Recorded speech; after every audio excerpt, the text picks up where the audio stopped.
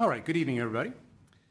The Town of Los Gatos Planning Commission meeting of January 8, 2025 is now called to order. I'll begin with a roll call. When your name is stated, please say here. Vice Chair Thomas. Here. Commissioner Barnett. Here. Commissioner Birch. Here. Commissioner Burnett. Here. Commissioner Stump. Here. As you may notice, if you're a longtime viewer of the Planning Commission, we have two new commissioners. Commissioner Kendra Birch, who has previously served on the Planning Commission, so welcome back, and Commissioner Stump. Welcome, and thank you both for your service. We'll begin with the Pledge of Allegiance, and I'll begin with that. Ready, begin.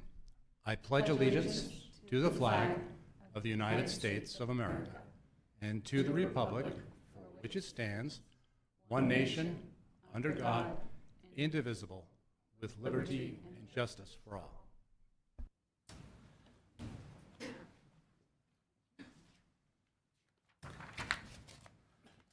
Thank you. I'll begin with some preliminary comments. As the Planning Commission conducts the meeting this evening, we encourage active participation by the public, which is essential to the important work of the Commission. Public input is very much welcome and always considered. During our meeting, there are two opportunities for members of the public to participate. During the verbal communications period, an individual may speak on any topic that is not on our agenda. And during the hearing tonight on an agenda item, any member of the public may speak about that item, either in person or on Zoom. You will be advised of the time limits when you wish to speak. If you wish to address the Commission tonight during either the verbal communications time or when we consider an agenda item, please raise your hand in the Zoom app. Or for those here in person, please fill out one of these yellow speaker cards, which you'll find, and then hand them to Ms. Walters, please. Please print your name clearly, or if you are speaking anonymously, just write down your initials. When you speak, I ask that you come up to the microphone, speak directly into it, and it's important because this meeting is being recorded. Also, when you are called to speak, please state your name and address for the record, or indicate that you are speaking anonymously if you wish to do so. In fairness to all who wish to speak at this meeting, it is necessary that you limit your comments to just 3 minutes. So we'll begin again with the verbal communications portion of our meeting, during which members of the public may speak on any item which is not on our agenda. So if there's any member of the public in chambers who wish to speak on a matter that's not on our agenda, please step forward to the podium. Seeing none, Mr. Mullen, anybody on Zoom? There is not. Thank you, Chair. Thank you so much. Then we will move to the consent calendar. We have 3 items on tonight's consent calendar, and because of new membership and attendance, we're going to take them all serially as 3 separate votes so we can make sure that we have a quorum for each. So the first is the approval of the minutes of our meeting on December 11, 2024. And I should preface by saying any commissioner can ask that any consent item be removed from the consent agenda. That being said, again, the first matter is approval of the minutes of our meeting on December 11, 2024. I have to recuse myself from this vote because I was not in attendance. I believe there may be other recusals on this matter. Yes, or abstention rather. I need to abstain. Also not a member. Okay, well, those 2 abstentions, commissioners, all those in favor of approving this consent agenda item, please indicate by raising your hand. And the matter passes unanimously with the 2 abstentions noted. Number 2 on our consent calendar, continuance of the appeal of a Community Development Director decision determining that the residents located at 228 Bachman Avenue remain a contributor to the historic inventory to a date certain of January 22, 2025. Commissioners, are there any abstentions on this one? Seeing none? Oh. But do you need me to move to? With no abstentions, do I have a motion to approve consent? Recusals? I'm sorry, recusals. Oh, as to recusals, yes. I have a recusal based on the proximity of my house to the property. Very good. Any other abstentions or recusals? Seeing none, do I have a motion with respect to consent calendar item number 2? I move. Vice Chair, move to approve. Do I have a second? Commissioner Birch, thank you. I have a first, a second. Any discussion? Seeing none, all those in favor, please indicate by raising your hand. And the consent calendar item number 2 passes unanimously with the 1 single recusal. And consent calendar item number 3, annual review and approval of the conditional use permit for an existing private school located at 300 Marchmont Drive, also known as Hillbrook School. Do we have any abstentions or recusals to item number 3, Commissioners? I do, because I misspoke, and I was okay on item 2. All right. I'm warming up for tonight, but yes, I'm within 1,000 feet of the private school. Very good.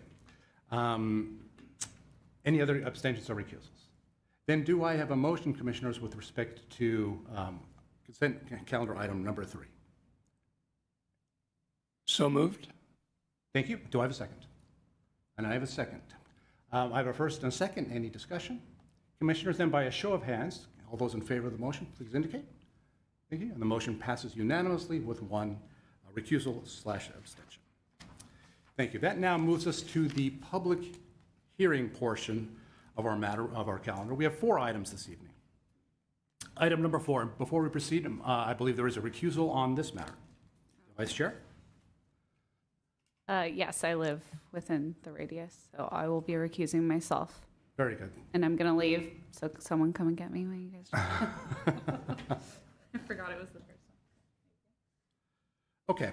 Item number 4, requesting approval for technical demolition of an existing single-family residence, construction of a new single-family residence, and a variance for the required front setback on property zoned R18.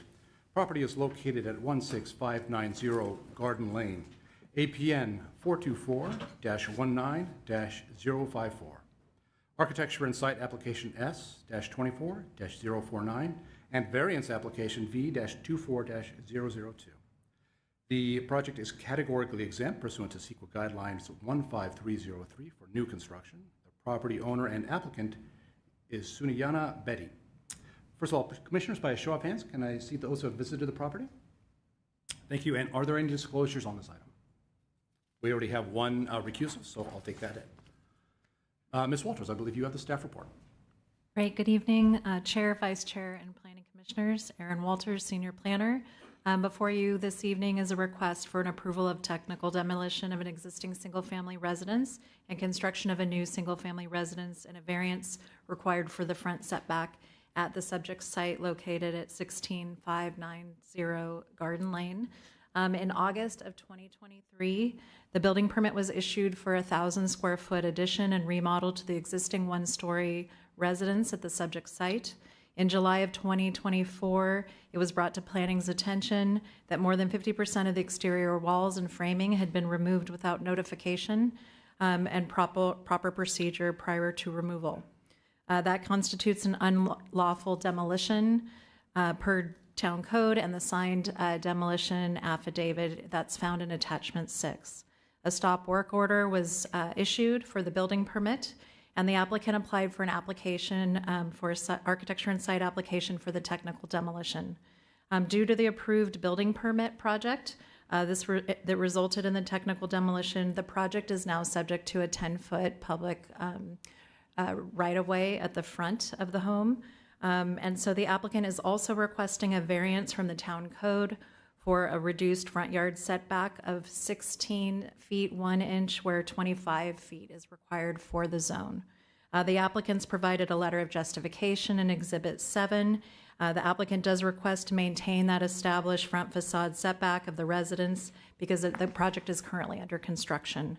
The proposed project is the same as the building permit. It is not the largest in the neighborhood with regard to FAR square footage, and it meets all other zoning standards. The project would, again, remain the same as what was approved in the building permit, and so the request is for the architecture and site application and variance application. And that concludes staff's report. Thank you so much, Ms. Walters. Commissioners, any questions for staff? Martha. Is it correct that staff has no recommendation on this item? A recommendation for the application? Yeah, I did not see a recommendation from staff as to Planning Commission's action on this matter. The staff provided that if Planning Commission found merit with this application, there was direction of what they could do for approval, Right. And then also other alternatives if they were not able to find merit. Okay, thank you. Thank you. Any other questions? Yes, Commissioner Stump. I'd like to ask the first dumb question of my tenure, and that has to do with the existing structure. And I assume that what is now, I call it encroached on the town right away, was existing structure, not a new portion of an addition. So the section that they are asking for that reduced setback was an existing Okay. condition. Thank you. Thank you. Commissioners, any questions for staff? Seeing none, I'll open up the public portion of this matter and invite the applicant to approach the podium and speak for a portion of up to 5 minutes. I believe the applicant is Sue Betty. Ms. Betty, if you would state your name and address for the record, and you have 5 minutes. Thank you. Yes, my name is Sunaina or Sue, and the address is 16590 Garden Lane, Los Gatos, California, 95032. Yes, so, Ms. Walters summarized the situation. I just want to highlight that the removal of the exterior wall was not intentional. We had a change of contractors and, unbeknown to me, and I had no knowledge of it, that a few pieces of that exterior wall framing was removed, and it wasn't supposed to be removed. The project is, the construction's almost 70 to 80% complete. If you've seen, it's the roof is on, the walls are up, and really we are, if the stop work order is removed, we can move forward with the project and do the finishing. From my conversations with some of the neighbors, they are excited to see this to completion. We have, paid twice the fees, and we've complied with all the requirements of the city planning and building department. And the construction so far has been, in compliance with the building code. So we've really not had any issues except this one issue that came up, and it was again just completely, it took us by surprise. And one of the causes of it was we had a change of contractors. So the new contractor was informed exactly what needed to be done, but I think it was just perhaps negligence, perhaps he subcontracted that portion of framing to be done by someone else. I don't know. I've submitted the letters of justification, and my request and plea really is to approve this so we can move forward with the project. No, thank you. Thank you. Before we sit down, Commissioners, any questions for the applicant? Burnett. Thank you for coming and speaking. Since the procedure now involves an architectural and site application, the Planning Commission is obligated to consider factors under that section of the code. And my question is, how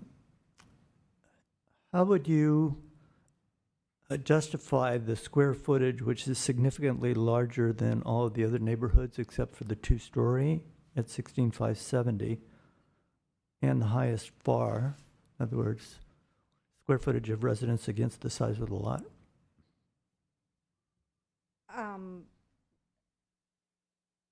So to my knowledge, the dwelling itself is not one of the largest. The living area is smaller, but that extra,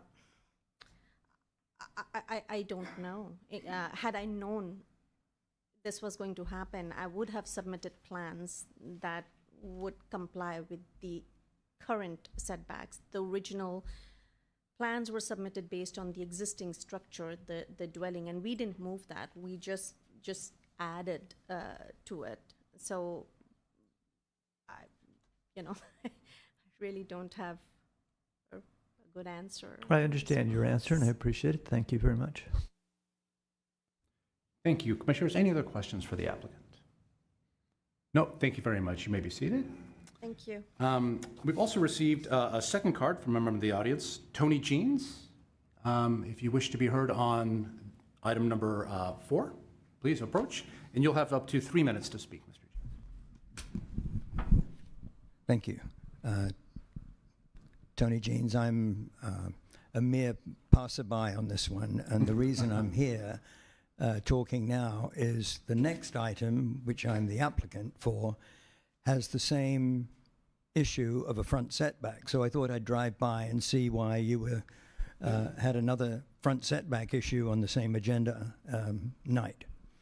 It looks to me as though the reason it violates the setback is there was a dedication of frontage along the front, which made the setback reduce from what I guess would be 26 feet down to 16. I also noted that most of the neighbors have close setbacks to the street, so it's not out of place. And whereas I know nothing about the project, I did not think that it was invasive, intrusive, or inappropriate. Thank you for those comments. Before you sit, Mr. Jeans, questions from our commissioners? Seeing none, no. Thank you for those comments. I have no more speaker cards for members in chambers. Mr. Mullen, are there any speakers on Zoom? Oh, sorry, Mr. Paulson. That's okay. Chair, there are no hands raised on Zoom. Thank you very much. Then I will invite the applicant. If you have any closing comments you'd like to make, you are invited to reapproach the podium. If not, you're not required to. It's completely up to you. Yeah, I just want to thank the gentleman here, and I really hope you consider my request and approve this project. Very good. And again, before you sit, one last chance for commissioners. Any questions? Seeing none, no. I will then close the public portion of this agenda item and then open up this matter to discussion by fellow commissioners. Commissioners, I welcome your questions, comments, thoughts, or if appropriate, a motion. Commissioner Birch. It's a question for staff. Was the original home on that property considered historic? It is not. It was not. Thank you. Other questions, commissioners? Yes, Commissioner Burnett. Well, I have one comment. Since we're asked to make a variance of approval, I didn't see that there was support for the first requirement, that is, that there be some special consideration as to size and location. Maybe I'm missing something, but I would have trouble, based on my current knowledge, of making that finding for the variance, which is in Exhibit 2. Very good. Thank you. Other Commissioner Birch. So the house is basically built. I mean, the roof is on, the stucco's prepped to go on. What happens if we don't find the findings for approval? What would the next steps be here? You could, either deny the project because you can't make the finding, and so then the applicant could redesign the project and come in and then have to modify the existing, unless there's other direction provided by the commissioners. Thank you. Yes, Commissioner Burnett. Question for staff. So the main reason we're asking for this variance is because of the requirement of the 10-foot right-of-way, is that correct? That is correct. Otherwise, it would have been 25 feet, which it had been to begin with, but because we now have this 10-foot variance because of what the city is requesting. That's right. As a part of the remodel and addition, Right. that didn't trigger an architecture and site application. So when the architecture and site application was triggered, that required all requirements from other departments, which include the 10-foot right-of-way dedication. Correct. And this is not unusual for the town to require that with a new architecture and site. No, that's standard if it's required. The difference here is that they'd already constructed most of the home. Correct. Thank you. Thank you. And so just to clarify, again, this house, as currently constructed, was permitted under the remodel permit, we now have to go an extra step because it's under a different form of permit, the site application, correct?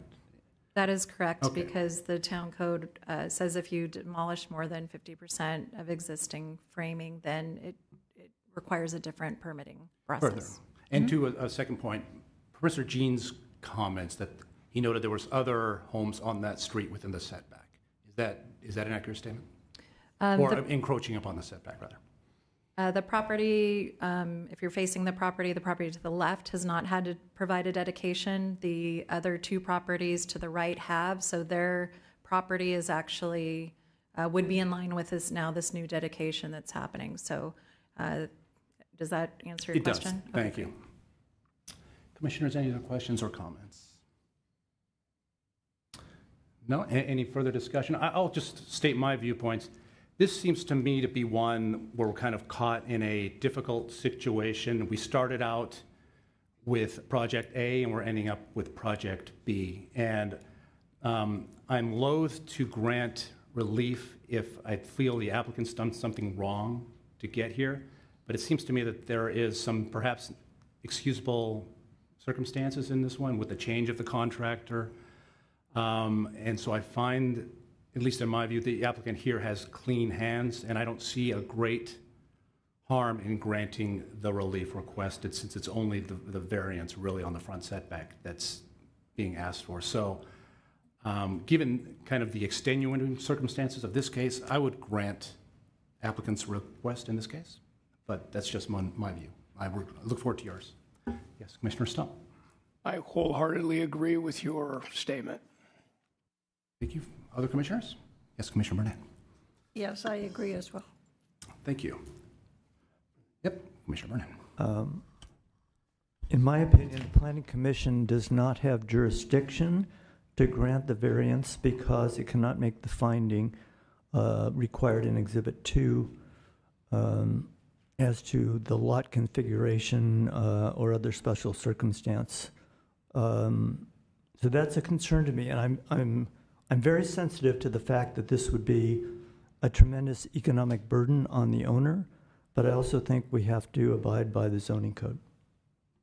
Thank you for that comment. I would just argue perhaps that the special circumstance in this case would be the procedural posture in which we find ourselves. Other thoughts, commissioners? If not, I'll invite a motion, or I can make the motion and see how many takers we have. Let me begin then. I will make a motion to approve the technical demolition of an existing single-family residence, construction of a new single-family residence, and a variance for the required front setback on property zoned R18, located at 16590 Garden Lane, APN 424-19-054, architecture and site application S24049, and variance application V24-002. And I can make all the required findings as set forth in the staff report. Do I have a second? Yes, Commissioner Burnett. So I'll second that. Second. I have a first and second. Any discussion? Commissioners, then by a show of hands, all those in favor of the motion? 2, 3. Those opposed? 2, and 1 recusal. The motion carries. Thank you all. Are there any appeal rights? Thank you, Chair. There are appeal rights. Anyone who's not satisfied with the decision of the Planning Commission can appeal that decision within 10 days. There is a fee for filing the appeal, and the appeal form is available online and at Town Hall as well. Thank you very much. We'll now await the arrival of our missing compatriot.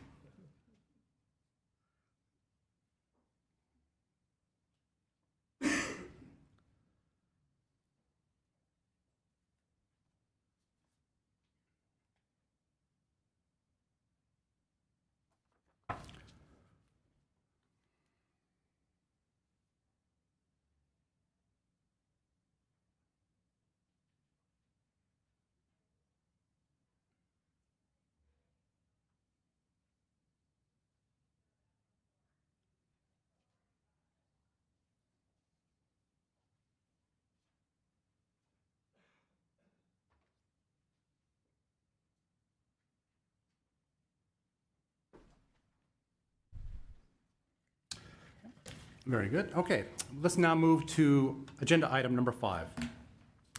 Considering a requested approval for construction of a new single-family residence with, again, reduced front and side yard setbacks on non-conforming vacant property zone R-18, located at 16500 Marchmont Drive, APN 532-08-017.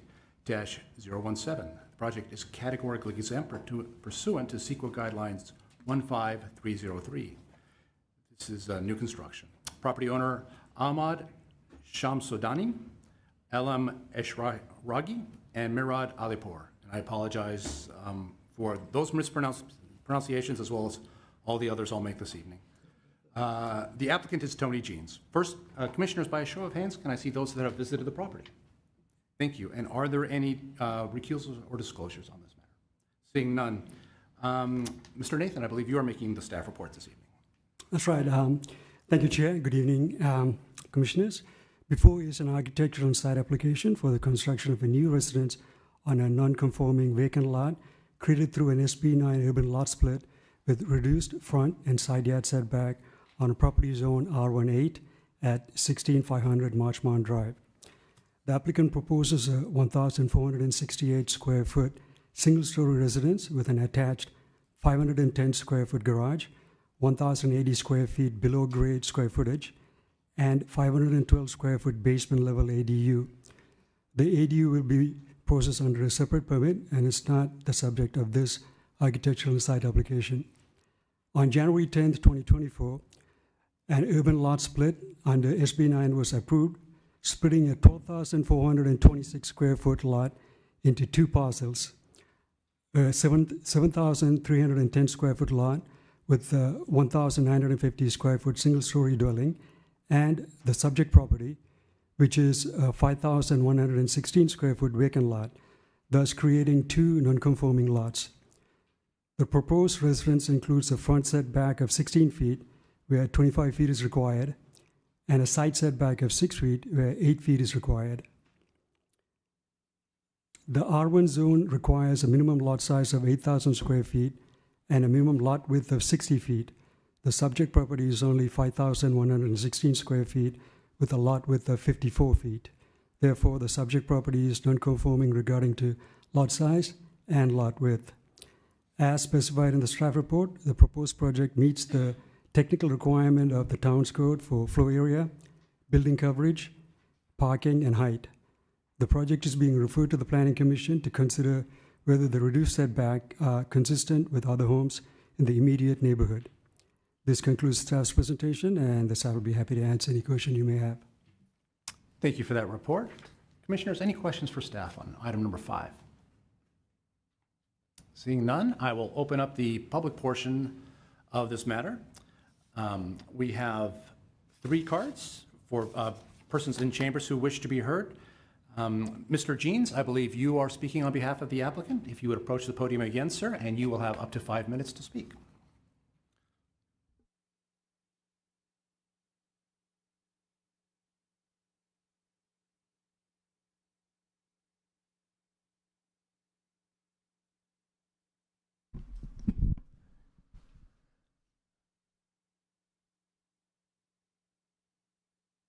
Commissioners, as Surrey said, the original application was, or the original event was a lot split, and that reduced the size of or created this lot.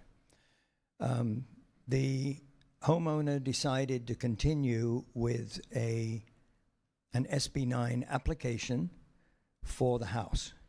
I drew the plans. And when I went and visited numerous neighbors, one immediately to the left, I realized that the house was a little more, a little taller, and in a location that was going to impact the use of his backyard. So we had a chat, and I went back to the owner and I said, look, as you can see here, the original design, the red portion, is the SB9 plans that I have ready to submit and was going to submit. But when we spoke to the next door neighbor, he said, look, if you can move it forward and get it away from my view in the backyard and make it lower at the front, I would appreciate it. The only way I can do that is by an ANS application. I can't go through SB9. If I go through SB9, I go back to the red drawings, and we have a taller house. The homeowner gets an extra 500 square feet because he has a bonus room upstairs, but I think it's inappropriate in this neighborhood.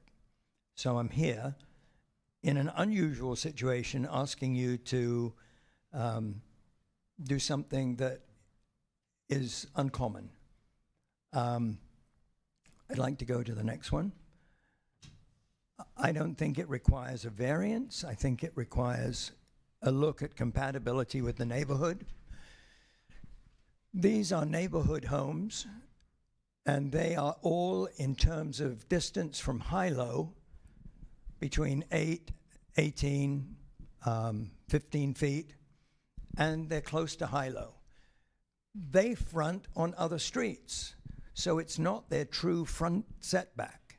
Their front setbacks are valid. They're 25 feet.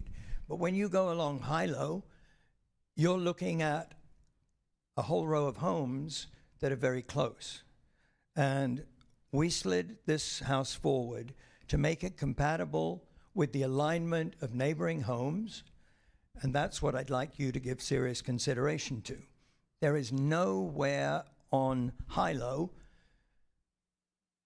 until you get beyond Topping where you get houses that are actually fronting high-low itself. And even when you get back there, then you do start to get some unusual front setbacks.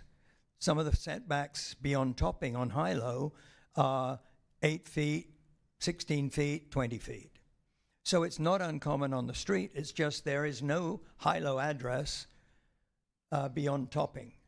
These two are now high-low addresses because this house, even though its frontage is on Marchmont, there's no front door there. The front door has always been on high-low and always will be. Could you change? I'm going to probably get back to this on the second, my second wrap-up. These are the three houses immediately next door. This is the house under consideration, 16105 High-Low.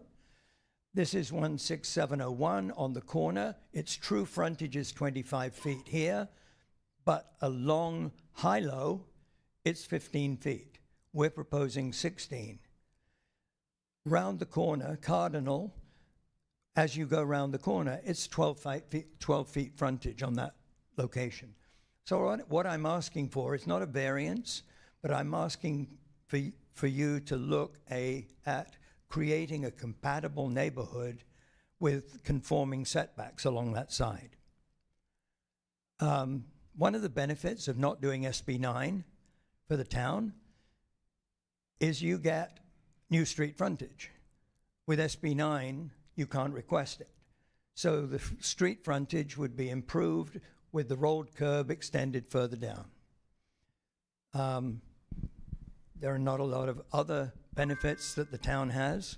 Is that my time up? Okay. So Thank you, Mr. Jeans. That is your time, at least as you note, for your first go-around. But before you have a seat, commissioners, any questions for Mr. Jeans? I have one. I noticed that in addition to your comments about redesigning the home after consultation with neighbor, you also made changes to the design in response to comments from the town architect. Is that correct? And can you discuss that? Yes, I did. The homeowner wanted a standing seam metal roof, which I don't think is inappropriate, and it's becoming increasingly common. The town consulting architect said it's not prevalent in the neighborhood, so we changed it. I would prefer a metal roof. It's much more fire retardant, and in the current climate, it's a better way to go. We also made a couple of other minor changes, which I think were appropriate from the architect, and we would leave those if we went back to SB 9. If you deny the project, we go back to SB 9, we do the red picture, and we slide it to back, and everyone loses, but the homeowner gets a bigger house to sell. I don't think it's the right way to go. Very good. Thank you for answering my question. Commissioners, any other questions for the applicant? Yes, Commissioner Burnett. Mr. Jeans, the town staff is recommending a denial of this application based on consistency with the neighborhood, and you've spoken somewhat to that, but can you elaborate since the staff is against your position? Yes. There are no houses in the neighborhood with less than 25-foot front setback. But that's because they all face Marchmont or Cardinal. And on those streets, they have 25-foot setbacks. I can't consider going out of the neighborhood down past Topping on Hilo as part of my neighborhood. I'm constrained to look at the immediate area around. And what the town is saying is all the neighbors have 25-foot front setbacks. You are asking for a 16-foot front setback. Therefore, it's not compatible with other homes. My answer to that is there are no other houses fronting Hilo except the house next door that has always fronted Hilo, even though it had a Marchmont address. It's just changed its address to Hilo because it recognizes the fact that it's a Hilo house. And I think the staff was being conservative to give you possibly an opportunity to see how you should deal with a project that could go SB 9, could go ANS. It was my recommendation to the homeowner, hopefully correctly, to try and make the right choice and make the neighborhood right, rather than push the house back onto the lot and do a taller house and upset the neighbors. I see. Thank you for that. I may have another question, if you can just give me 1 second here.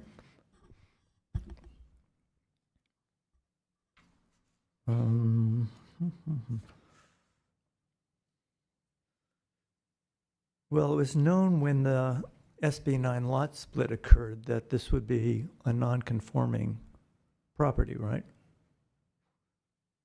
The property that's in question tonight? You're saying, was it known that it would be a non-conforming property? Yes. Yes. It was an ideal property for SB 9 because it had a big blank chunk of the property that was not being used. It actually enabled the homeowner to the right to purchase the property, remodel it so he could live in Los Gatos, and have his partner build a house on the back side on the 50-something hundred square foot lot, and he could then afford to move to Los Gatos. Without that, he couldn't do that. So, yes, it was known it would be non-conforming. Not SB 9, in its own nature, creates non-conforming lots. And that's something that we have to understand. Just like when ADUs became in 2017, came into existence, we had to accept that ADUs were going to be built, and we've quite grown to appreciate them. And I think there will be some appreciation of SB 9 lot splits as long as the right thing is done to develop them. Okay, well, maybe staff can clarify this, but my understanding is that under an architectural and site application, which you prefer, that the town's setback requirements would be in force. They have to be enforced on SB 9. It's objective standards, it's black and white. With an A&S application, the Planning Commission has some leeway to make decisions based on conformity with the neighborhood, compatibility with the neighborhood, and I'm saying it conforms with the setbacks along Hilo. It would be odd to have the house on the left, the house on the right, at about 12 and 15 feet setbacks from Hilo, and push back this house to 25 feet. You also have about another 7 or 8 feet in front of that, which is the public right-of-way where the road is not. So you're really 25 feet back from the curb in any event. It's not as though this is going to be a looming house. So if you had gone out and looked and moved onto the property and looked left and right at the frontage of the house to the right and the garage of the house to the left, you would see that we are in line with this proposal.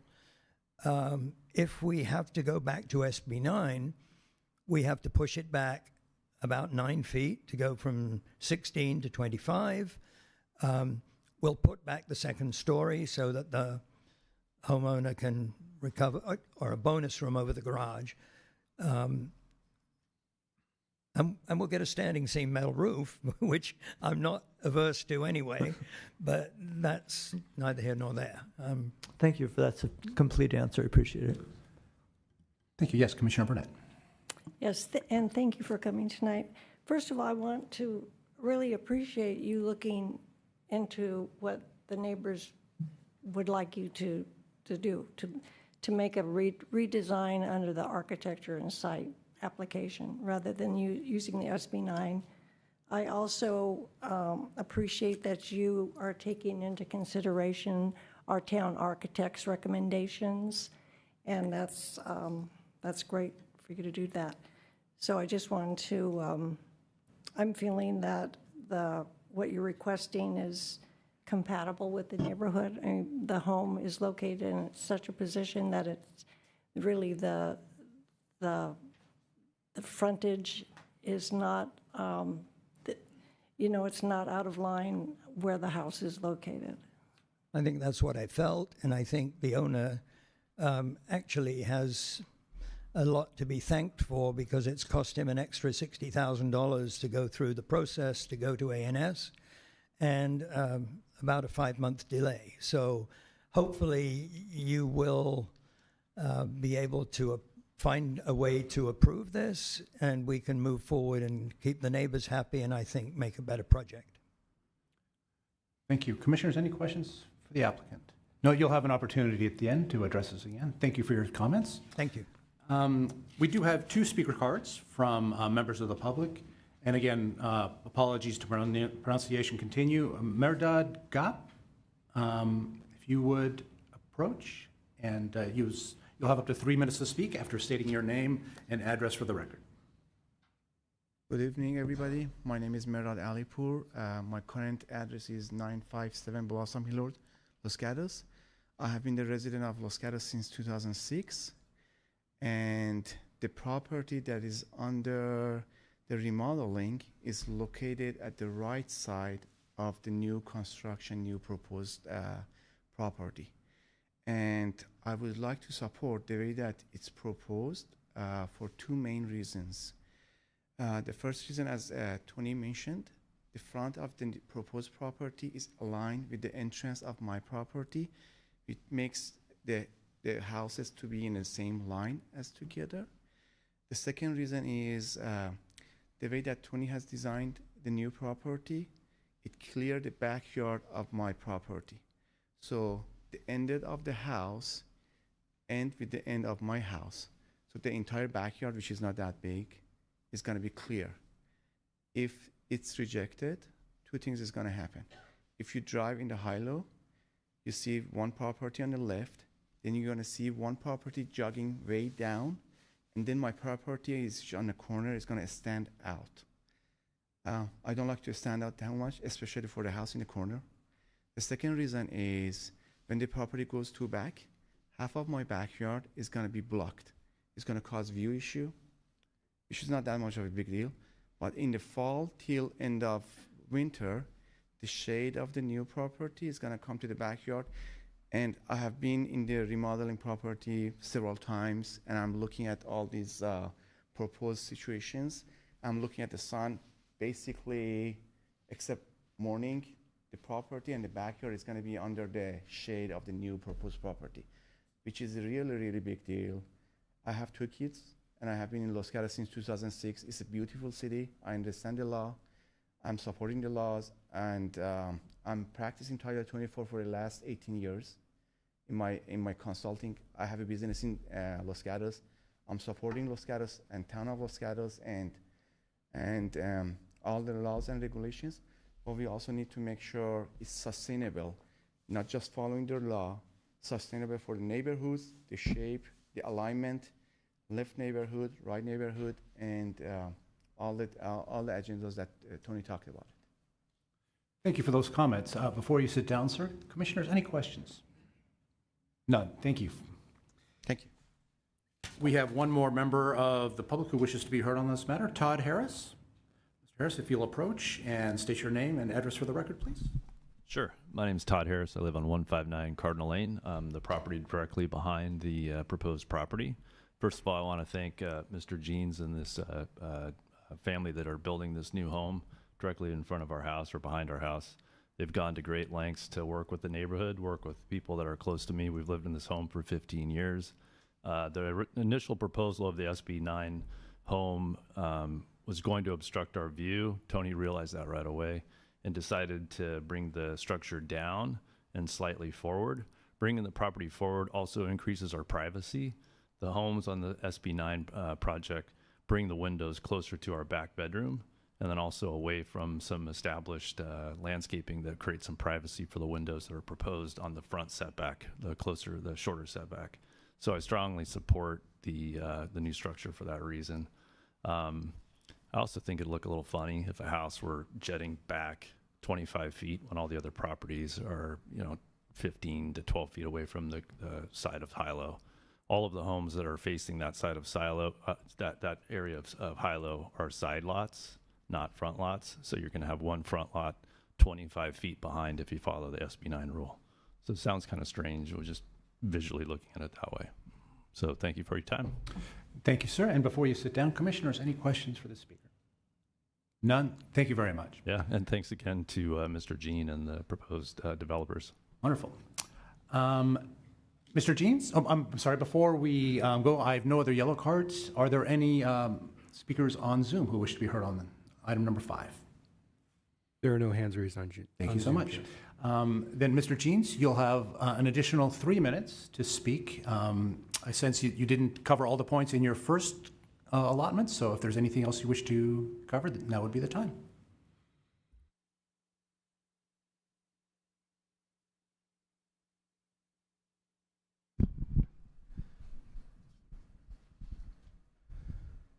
That's upside down. Thank you. Okay, so just getting back to this this picture here, it's the only one that you hadn't seen before tonight. It is actually in the plans, but I've highlighted a few things. So what I've highlighted are the true locations of the neighbor to the right, this house, and the neighbor to the left. I've shown how the property line is well behind the curb.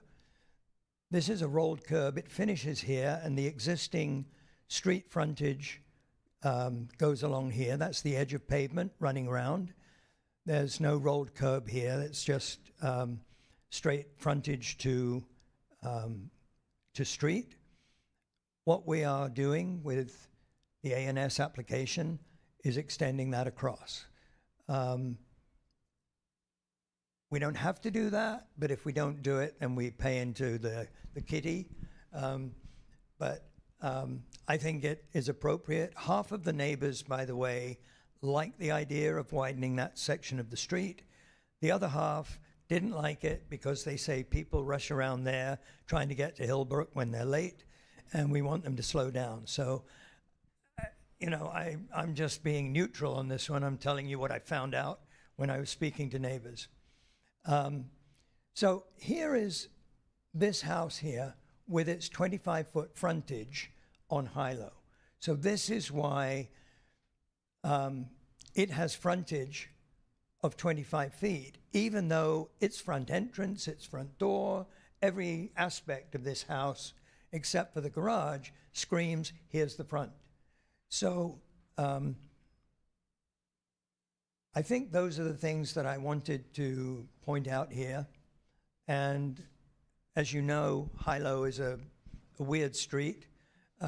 It's only beyond topping that it's a real street. It's an alleyway. It's a little joining alleyway between the various streets. Even when this subdivision was done, 25 feet was called out for the front setback here, and 8 feet was called out for the front setback or the side setback along Hilo. So I think that's all I was not able to state clearly in the first session. If you've got any more questions, I'm fine. Very good. Thank you for that presentation. Commissioners, any final questions for the applicant?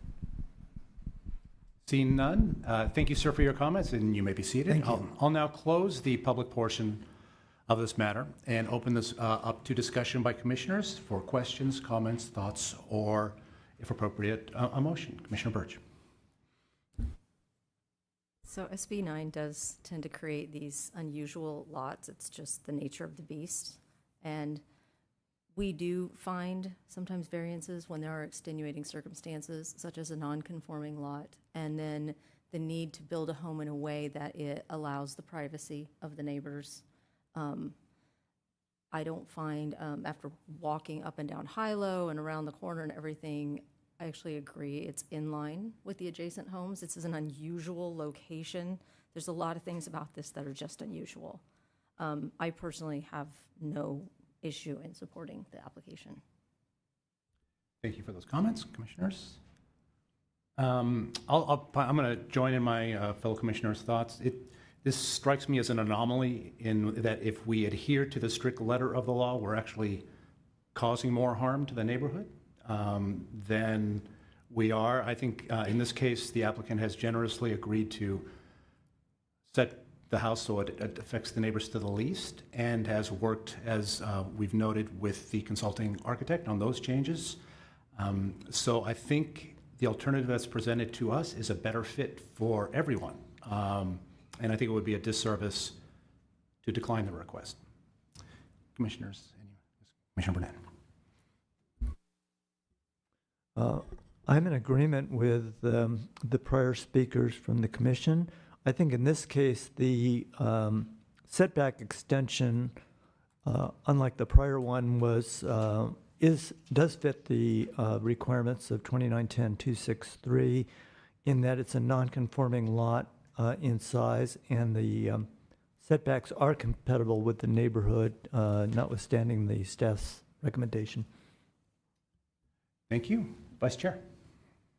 I would also like to echo my fellow commissioners' comments, and I think that although we typically do look at the immediate neighborhood and because this is an interesting and unique situation, the immediate neighborhood, it seems that it doesn't align on paper at first, but then being there and actually being immersed in the neighborhood and with the address next door that's actually is facing Hilo, I agree that I think that we can make the required findings. Very good. Commissioners, I sense we have a motion pending. Would anybody like to take the lead? I have all this stuff out. Okay. So you want me to... Vice Okay. Chair, thank you. I move to approve the request to construct a new single-family residence with reduced front and side yard setbacks on a non-conforming vacant property zoned R-18, APN 532-08-017, categorically exempt pursuant to CEQA guidelines and our section 15303A, new construction or conversion of small structures. Property owners as listed, and I can make the following findings. That it's categorically exempt from CEQA. I can make the required finding for a setback exception on a non-conforming property as required by section 2910-265 of the town code, including that the property is non-conforming with regard to lot sides and the front and side setbacks of the new residents are compatible with the neighborhood. I can also make the finding that it is compliant with our zoning code for chapter 29, and except for the requested front and side yard setback reductions, and I can make the finding that it is in compliance with our residential design guidelines. And this, and I can make the findings that it is, yeah, I think that's everything, right? Thank you for that very thorough motion. Do I have a second? And Oh, I I'm need sorry. to include a couple exhibits, perhaps. So, sorry, I don't have, actually, do I have that? Staff, would you have reference to Which- this? I would just say pursuant to the staff report for the considerations for an architectural site and the conditions of approval and development Okay. plans. Thank you. That. Thank you. Motion so amended to include. Do I have a second? Commissioner Burke. Second. Second. I have a first and a second. Any discussion, commissioners? Then by a show of hands, all those in favor of the motion? And the motion passes unanimously. Thank you all. Are there appeal rights, sir?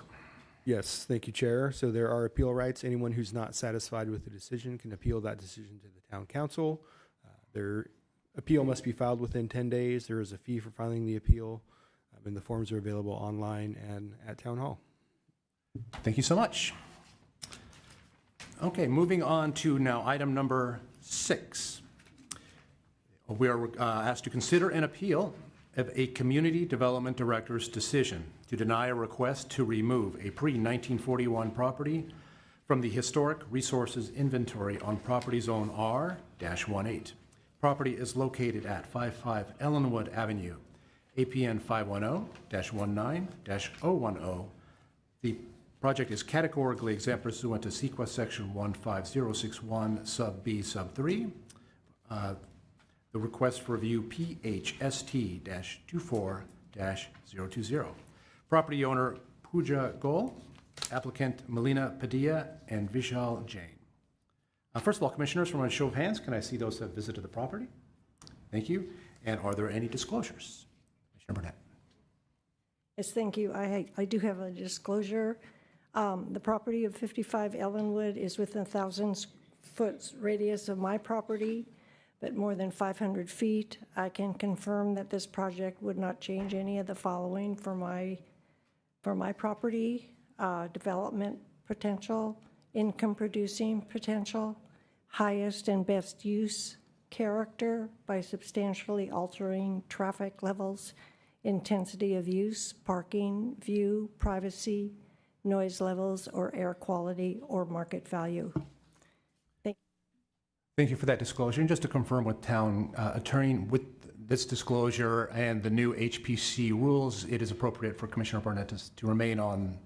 Yes, it is. And hear this matter. Thank you so much for that confirmation. Then I believe, Mr. Mullen, you're preparing the staff report on this. Yes, thank you, Chair, and good evening. The subject property is located on the south side of Ellenwood Avenue and is currently developed with a single-family residence that the county assessor indicates was constructed in 1918. The 1990 Bloomfield survey does not provide a construction date for the residence, but does provide a preliminary rating of new, probably built since 1980. And the Sanborn fire insurance maps include the property beginning with the 1928 map and show the residence as having a consistent footprint through 1956. Being a pre-1941 home, it is included on the Historic Resources Inventory pursuant to Town Code. On October 23rd, 2024, the HPC considered a request to remove the property from the inventory. After considering the staff report and presentation by the applicant, the HPC determined that the residence still represents a time and place, and that finding number 3 could not be made. The HPC recommended denial to the Community Development Director, and the request was denied by the director on October 25th, 2024. The property owner appealed the decision of the director on October 31st, 2024. In their appeal, the appellant notes that major remodels have eliminated the historic integrity of the residence and that the HPC review process was rushed and potentially biased. Additional appeal points were provided by the applicant's architect that speak to each of the findings required for removing a residence from the inventory and conclude that all of their findings could be made. A full evaluation of each point is provided in your staff report. Included in the architect's information are exhibits and calculations concluding that the two 1990s additions resulted in a technical demolition to the residence. The town code defines demolition of a historic structure as removal or enclosure of the exterior wall covering on more than 25% of the walls facing a public street or 50% of all exterior walls. The architect's exhibit and calculations show that up to 60% of the street-facing facade of the original structure has been removed. This information was not available to the HPC at the October meeting. As a reminder, appeals are considered de novo. The Planning Commission may render a decision anew without reference to the conclusion made through the previous decision. Being a de novo hearing, the Planning Commission can include this additional information in their consideration of the appeal. For the reasons stated in the staff report, staff recommends that the Planning Commission deny the appeal and uphold the decision of the Community Development Director to deny the removal of the pre-1941 residents from the inventory. Staff notes that an addendum with public comments was distributed yesterday. And this concludes my presentation, and I'm happy to answer any questions. Thank you, Mr. Mullen. Commissioners, any questions for staff? I'll just raise one question. Mr. Mullen, you note that the technical demolition information is new, was not considered by HPC.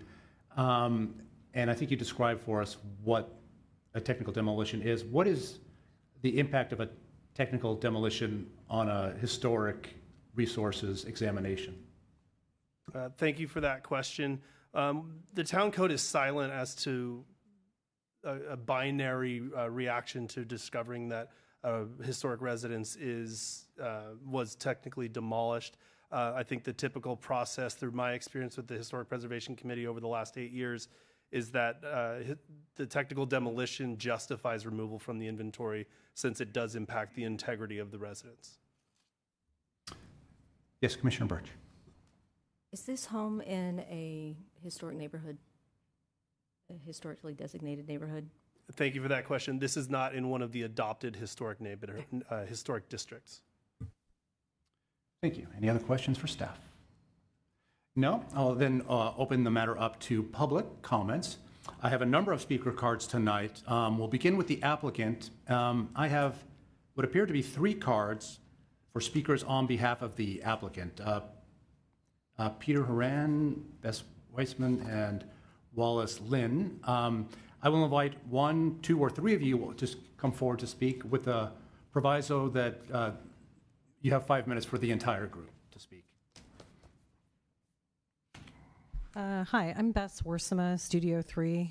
I've been hired by the property owner to assist with this particular appeal of the HPC ruling. I do want to clarify, I'd like it if my time would stop, because I think that that's wrong in how the cards are affiliated. Wallace Lynn works for me, so he should not be part of the deal, and Peter Lynn is here to speak as a member of the general public, not part of the applicant. So if you could reset my time, that would be great.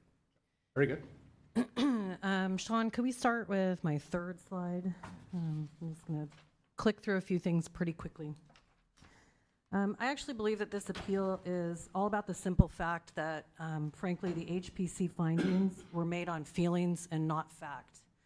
And that's unfortunate, and the basis with which you heard that our owner presented their appeal. You'll see quite quickly that the findings are actually very simple and easy to make. As a reminder, the findings, Sean, can you go back to my very first slide or the one right before this? Nope, that one, yep. Findings are pretty simple. The structure is not associated with events that have made a significant contribution. No significant persons are associated with the site. There are no distinctive characteristics of the type, period, or method of construction or representation of a work of a master. The structure does not yield information to town history, and the integrity has been compromised such that the structure no longer has the potential to convey significance. I'm going to click through a few of them really quick. I think it's pretty straightforward. If we can go to the Sanborn Maps one, next one. You're familiar with Sanborn Maps and how they're used to collect data and information and footprints related to pre-1941 structures. I just wanted to point out that originally in 1928, this was a larger lot. It's had a subsequent lot split, multiple houses and additions permitted are recorded, and then many obviously non-permitted. Next slide. For some of our more easy findings to make, the structure is not affiliated with any town events that are significant. This was done by extensive research and does not yield any specific special events related to town history. Next slide. We also have no contributing moments in time and nothing that is again yielded. This is all based on the library research with a town historian. Next slide. We also have no people that have been affiliated with this particular home. So that's 3 of our 5 findings that are very easily made by our own town resources. Next slide, please. I think this is actually a rather significant one. We rely both as architects, as probably the Community Development Department, and you as commissioners to really lean on a lot of what was taken as a hired survey by the town, the Ann Bloomfield survey. And that, in this particular survey, it was noted that 55 Ellenwood actually did have no historical significance or characteristics that were documented by a historian that was hired by the town and put into play for how we look at houses in inventory. In fact, she believes or states that really it looks like it's probably a house that was built in 1989. It's in a district that is a non-contributing district, and it, again, has no contributing. She gives it an N. You can see that on the historical side. Next slide, please. We just have a few slides put in here so you could see some of the history of this particular property. You can see some of the non-contributing, non-historic details and inconsistent window details. I'm not really sure trapezoid windows were really part of anything that we would consider part of our historical inventory or contributing elements. Next slide. We have a mix of trapezoid windows. We have little windows. We have circular windows. We have portals. We have random trellises smacked onto a house. Might look good in a real estate picture, but is not historical. We've got some little bullets. I'm not sure if you were given a copy, but there were a lot of comments made if you took the time to go through and listen to the entire HPC presentation that said it still looks historic, that its appearance and style hasn't changed in 50 years that we've lived here. These are all false statements when you look at the history of this. Next slide. This is the street view. You probably all know this, having visited. We've got a 1998 addition in the green scale. We have the original tiny portion of the house buried in the middle in yellow, and then a big new addition in 1994. Next slide. All right, so I think some of these just show the more contemporary details that really don't contribute to any of the historical nature. Sean, can we skip all the way to, let's see, keep going. I'll go 2 more. These are the additions that were done. I think this is a critical moment. The yellow shows the existing original house as footprinted on the Sanborn maps. The green, the red, and the blue are all efforts, permitted and unpermitted, that have been documented and visible to the home today. So I think if you kind of think about how the HPC came to its conclusion, the comments on the right, and you just look at some of the documents that we have in our own town purview, you can see that this house has been bastardized, frankly. That was 5 minutes, I believe. But before you sit, and there'll be a time at the end, additional 3 minutes at the end to speak. Commissioners, do you have any questions or comments? Yes, Commissioner Birch. Yes, is this all one contiguous house, or are there 2? Is there like an ADU, or is it a split house? I believe it's technically one contiguous house with multiple single and second story additions put on at different decades of time. Do we have an ADU classification on it at all? Oh, I don't believe we do. Oh, do we have an ADU classification on this? Sorry. Thank you for that question. I do not believe that there's an ADU permit listed for this, but I don't have that information readily available to confirm. Okay, all right. Just appears to be 2 front doors, so I just wasn't sure. Thank you. Yes, Commissioner Barnett. Thank you. Referring to your slide number 18, I believe there's a comment that 40% of the front facade remains from the earlier construction. Is that correct? That was in the 1998 permitted set. So that's 40% of the facade. As you know, the rule is if 25% is the number, right?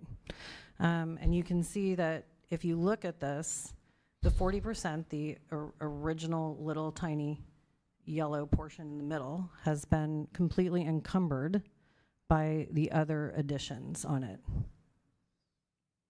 So indeed, there is 60% of this facade as visible from the street when you add up all of the little diagonal on the bias dimensions, has clearly incurred either new construction, second story construction, or a technical demo. Okay, thank you. Thank you. And Commissioner Burnett. Yes, question. So what would your comments be if the 1994 added structure in blue, you're saying there, correct? It's pretty much identical to the original structure in yellow that we're talking about and what we're concerned about here. It actually mimics, it has low to medium pitched gables, it has a shed gable, it has exposed rafter tails, it has plain wood shingles. So whoever added on actually wanted to complement what was there before, which seems to give it the feeling of a time and place. And I think that's the concern. I think the purview of the HPC is not to dictate whether something seems to or not, but whether something is in this condition.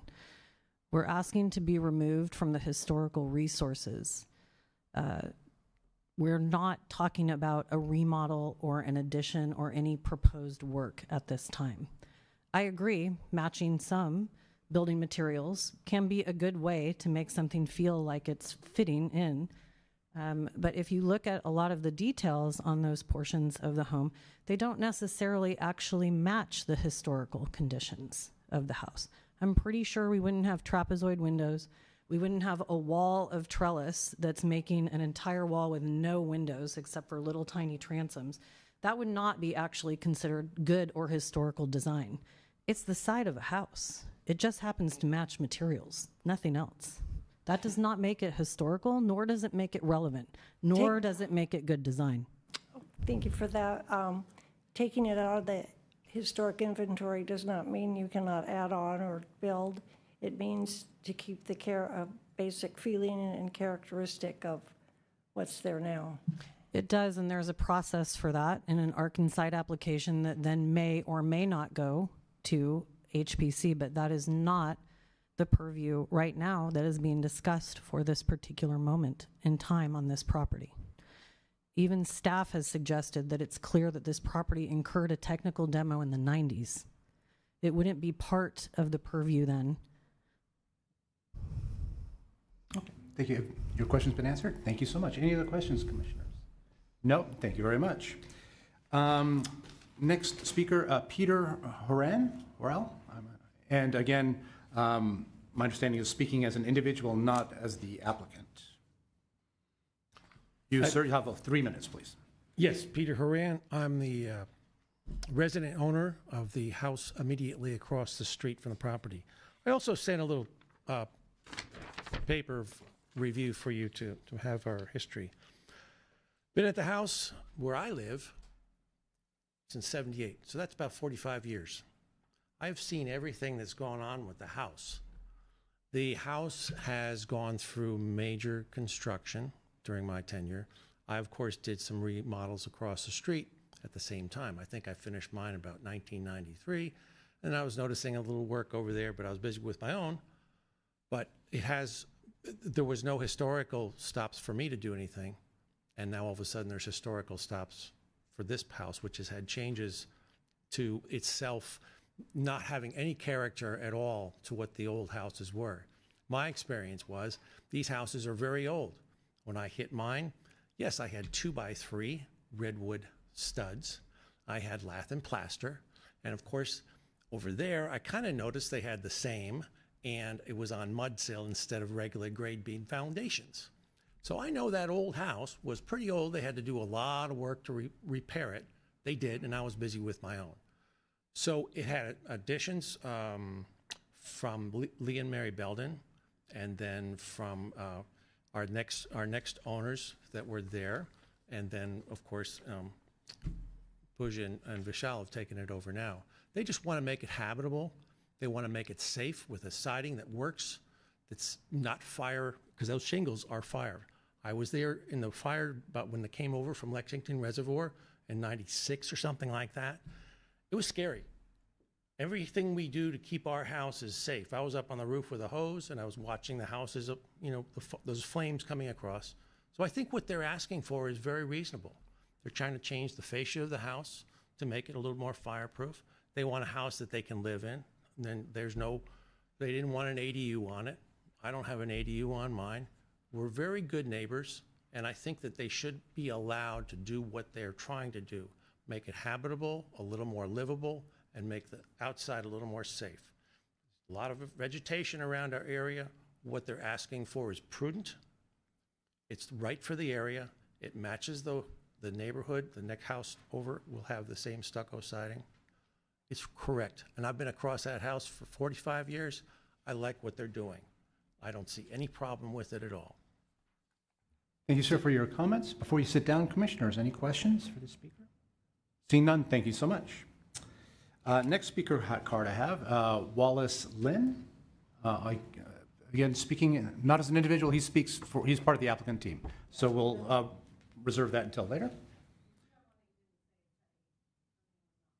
I still have 2 more cards. Teddy and I have no chance at this last name. I apologize. Neither did my mother. If you could state it for the record, and you will have 3 minutes. Yes. My name is Teddy Urosic, and I live right next door to Peter, which puts me at an angle to Pooja and Vishal. And we have been there for, let's see, what are we talking about now? 46 years. The area is, by definition, has been remodeled over and over again, generally. My house probably, 3 major remodels and tons of little ones. I mean, this is not unusual, like Peter says. He was redoing his when across the street they were redoing theirs. The house has been remodeled, no doubt about it. It's been, major changes on it to help. All these homes were just cottages, and now they're, trying to live in them. So from my standpoint, is historic? No, I don't think so at all. So anyway, that's the main thrust that I have to talk about. And no, I am very pleased they have moved in and they're going to do something with that eyesore. And it is an eyesore. And even if it were historic, it would be an eyesore historic type of thing, but it's not historic. So it's just a plain eyesore. So, very good. Thank you for your thank comments. Before you sit down, commissioners, any questions for the speaker? No, thank you again for your comments. Appreciate it. I have one final card, Judy Wallace. If you would approach the podium and state your name for the record, and you'll have 3 minutes. Thank you. I'm Judy Wallace. I live at 68 Ellenwood. Been there for 52, 53 years. It was my understanding that the denial was so that we had some semblance of keeping our neighborhood historical, even though it's not in the historical category. It should be. But I'm here to request that you deny the appeal to remove 55 Ellenwood from the historical inventory. After listening to what's been said just now, it sounds like they're going to remodel, but the picture of the house that they have on the fence doesn't look like a remodel. I agree, the house needs to be fixed up or torn down and started over, but I'm just here to request that you do not remove that house from the historical inventory. I mean, we've just been through a 4-year remodel that has impacted the neighborhood, which I also realize has nothing to do with tonight. But we're looking at kind of having to do that again. So I say if you have a good rule, stick to the rule and don't change it. Thank you for those comments. Commissioners, any questions for the speaker? None? Thank you again for attending this evening. Appreciate that. We've received one new card. Lee Quintana, if you would approach the podium, state your name for the record, and you'll have 3 minutes. Lee Quintana. I have to disclose that I am a member of the Historic Preservation Committee, but I'm speaking as an individual. And I think I'm speaking as an individual because I think this project indicates a problem that I've seen happen for years. The logical process when a house is taken off the inventory is then for it to come back for a request for demolition and then come back with an ANS application. It's bifurcating the project. And so you don't really get the full picture of what taking it off the inventory means to the neighborhood. This is something that I would encourage staff to take to the policy committee. There should be no splitting up of what is part of one process into 3. And secondly, it's curious that there have been other alterations and additions put on this house, and it was not taken off the inventory.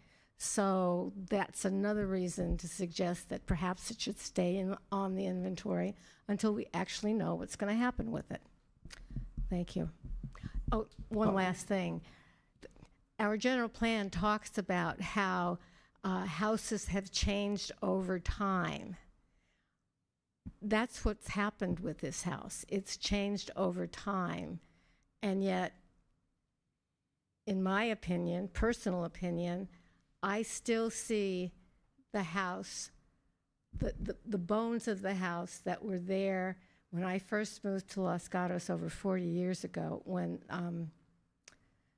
Rob, I forget their names, but they haven't been mentioned here. And they did the first remodel of it. I don't think they added on to it, but they did do a remodel. Thank you. Thank you for those comments. Before you sit down, please, any questions or thoughts from commissioners? Ms. Quintana? Seeing none? No, thank you for attending, and thank you for your service on the HPC. We appreciate that. Mr. Paulson, those are all the cards I have. Do we have any speakers on Zoom? We do not. Then I will invite the applicant to reapproach the podium. Any closing thoughts or comments, and you'll have 3 minutes. You can put the one that they brought up. I don't care. Okay, I would like to just address a desk item so that we can dispel any fear here right now. The banner is the banner that advertises the contractor who is doing the maintenance work on the inside of the house for a significant number of deferred maintenance issues, including dysfunctional bathrooms, leaking walls, leaking roofs, leaking windows, failing building structure on the interior part. That project that you see up there is not proposed for this property. It is not proposed now. It is not proposed in the future. This is a fear tactic. I don't appreciate it. Ultimately, I think this agenda item is about process. Lee Quintana brought that up, so did Judy Wallace, so probably as some members of the HPC during it. But now is not the time to change the process over this project. If there's a process problem, there's a different time and a place to make that happen. But making my client bear the brunt of a process that maybe some people are uncomfortable with is not the point of this particular agenda item. I'm going to guess that the HPC, as a body tasked with protecting the historic resources that our beautiful town has to offer, has accidentally misstepped and created an overreach on their part. There is in town an undercurrent of fear around abject and insensitive development. We all see it, we all understand it, but it doesn't mean that that's what this is.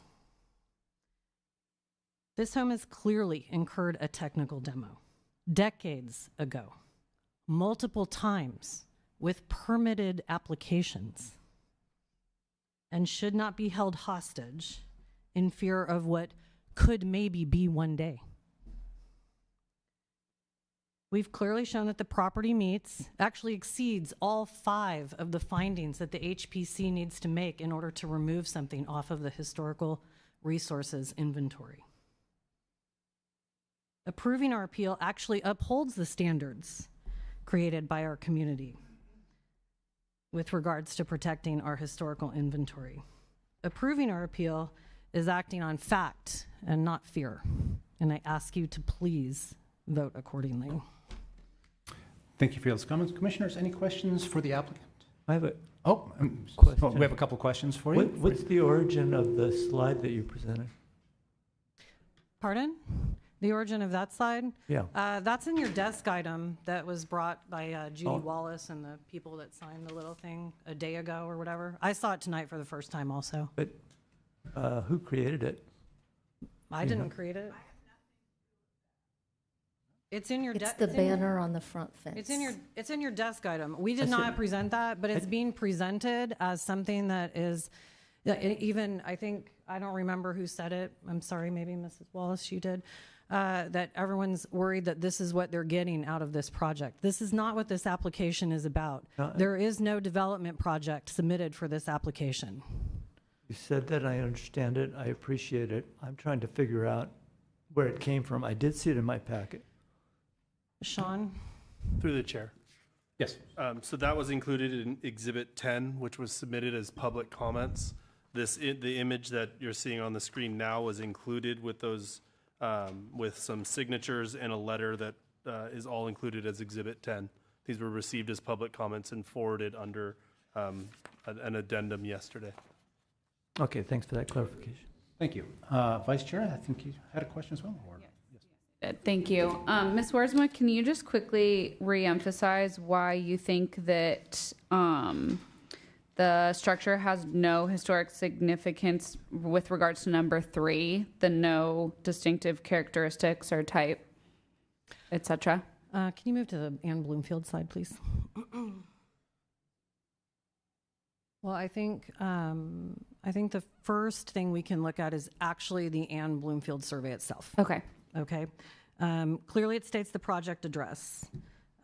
Clearly, it says that its preliminary rating in terms of historical integrity is an N for no. It says the effective date that it would consider that this house is constructed in is 1989, far surpassing the 1941 number. If you follow down further, it says maybe part of this house was built in 1950, again, passing that number. And lastly, district non-contributing at the end. So I think that in itself is the number one thing. The number two thing is you guys all saw it when you rode by the house. There is a mishmash of architectural style on this house. And there is some that is lacks architectural integrity, let alone historical architectural integrity. That would be some arched windows mixed with some trapezoid windows, mixed with some porthole windows, mixed with some single fenestration pattern windows, mixed with some trellises shoved on the house, mixed with some brick, mixed with some old siding, mixed with some new siding, mixed with some old trim, mixed with some new trim. Nothing matches. It matches the era of which it was installed and the owner of the prior owners that conducted those remodels and additions. Okay, thank you. And then one more thing. Okay. So with that, not only does it not represent a work of a master, but in your opinion, do you think that it even, like, as it stands, I know that this isn't relevant to our decision making, but with those mismatches, does it even, like, comply with current residential design guidelines? It wouldn't if I submitted it today. Okay. Because of all the mismatched materials, all the things you just listed? I think it's the mismatch of materials. I think it's the known front door. It's it's lacking architectural integrity. Okay. It is transitional at best, which at the time in the 90s would be considered contemporary, not historic. Okay, thank you. Great, thank you very much. Thank you. Any other questions, commissioners, for applicant? No, seeing none, I'll close the public portion of this agenda item number 6, and then open the discussion to by my commissioners. Questions, comments, thoughts, and then Vice Chair, please. I have a question for staff. So I just wanted to, and I mean, Mr. Mullen, or this might actually be for Ms. Whalen, but are we allowed to consider what might happen to the site after our decision as part of our decision making? No, the findings pertain to what's on the property right now. Okay. So my understanding is that if we can make if we agree with these 5 things, then on this list, then we could grant the appeal. We can't take into consideration That's correct. future. Okay, thank you. Thank you. Commissioners, any other questions or comments? Yes. Oh, I'm sorry. Commissioner Bursch and then Commissioner Burnett. I was just going to say, after visiting the site, I was able to walk around the entire structure. And as I noted, I wasn't quite sure where the front door was. I have no problem actually granting this appeal. I do not think the home holds any architectural merit. I could find the findings. I always want to hear what my other commissioners have to say, but I could grant this appeal. Thank you for those comments. Commissioner Burnett? Yes, I served on the Historic Preservation Committee at the time this decision was made. I agree with the applicant that the sole finding in question is number 3. I'm persuaded by the new information that there was a technical destruction is a factor that needs to be considered. I wish to say, maybe this is self-defensive, but the meeting was not rushed in any way, in my recollection. But nevertheless, I would support the comments that have previously been made. Thank you. Thank you. I will add my 2 cents as well. I similarly served on the HPC, and I found it's an interesting and often difficult body. Sometimes it's almost more art than science, I find. And so I think it can be a challenging task to find and preserve bodies and buildings that must be retained in this town, which I think we'll all agree. We live here in this town in large measure because of its adherence to its historical standards. So I think we want to, wherever possible, protect those. That being said, it's the new information for me that is decisive. The technical demo argument, I think, was not made to the HPC. The 2 additions, I think, if it's true that it results in a technical demolition, I think would tend to steer me towards granting this appeal as well. And also, I will add the testimony from the neighbors as well as to the condition. It sounds like there are actual, perhaps not rising to the level of habitability issues, but certainly issues that have to be addressed in this home. And so while we should seek to preserve as many structures as we can, the technical demo of this building, which likely occurred 30 years ago, I think tends to grant the appeal of the removal from the inventory. Commissioners, any further thoughts? Yes. This would actually be directed towards staff with the information that's been provided since the meeting on October 23rd. My question is sort of in God we trust, all others bring data. Well, some new data has been brought forward. Does the staff validate and agree with that data? As far as hey, Sean. Yeah, thank you for that question. So in this case, what the town benefits from and the Planning Commission is that the additions that took place in the 90s and we have record of it. So some information very similar to what was presented by the architect tonight was provided to the Historic Preservation Committee. What was not presented was a calculation because staff does not have that capacity to provide a calculation. And the architect provided a rough calculation that seems to conclude that it well exceeded the 25% threshold for technical demolition. Thank you. Commissioners, any other? Yes, Commissioner Barnett. Yeah, question for Sean. Thank you, Sean. So what you're saying is that if there was a 25% demolition, that would automatically come up, not be in the historic inventory. Is that, well, how did you state that? So thank you for that question. There's nothing in the code that is that clear that when a technical demolition occurs, that a residence would automatically be removed from the inventory. If someone came to the counter and asked a question and presented some evidence as much as the evidence that was been provided to the HPC in this case, the request for removal from the inventory would still be provided to the HPC. Staff's not empowered to make that decision. The community development director is, upon recommendation of the HPC. So there's no automatic removal. Thank you. Thank you. Any other questions, comments, commissioners?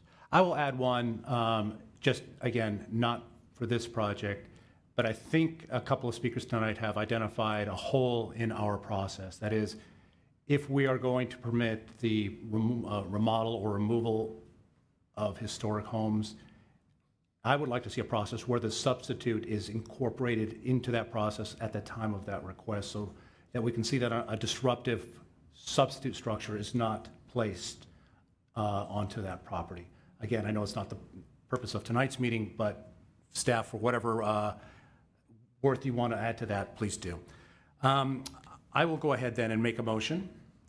I will move to grant the appeal from a community development director's decision to deny a request to remove a pre-1941 property from the historic resources inventory on property zoned R-18 located at 55 Ellenwood Avenue, APN 510-19-010. The request for review PHST-24-020. I can make the 5 findings: that the structure is not associated with events that have been made a significant contribution to the town, that no significant persons are associated with the site, there are no distinctive characteristics of type, period, or method of construction or representation of work of a master, that the structure does not yield information in town to town history, and that the integrity has been compromised such that the structure no longer has the potential to convey significance. Do I have a second? Yes, Vice Chair. I second. Thank you. Commissioners, questions, comments? Seeing none, all those in favor of the motion, please indicate by raising your hand. Those opposed? Thank you. The motion carries. 1. Thank you so much. Mr. Paulson, are there appeal rights? There are appeal rights. Thank you. Anyone that's not satisfied with the decision can appeal that decision to the town council. There's forms available online. There's a fee for filing the appeal, and the appeal must be filed within 10 days.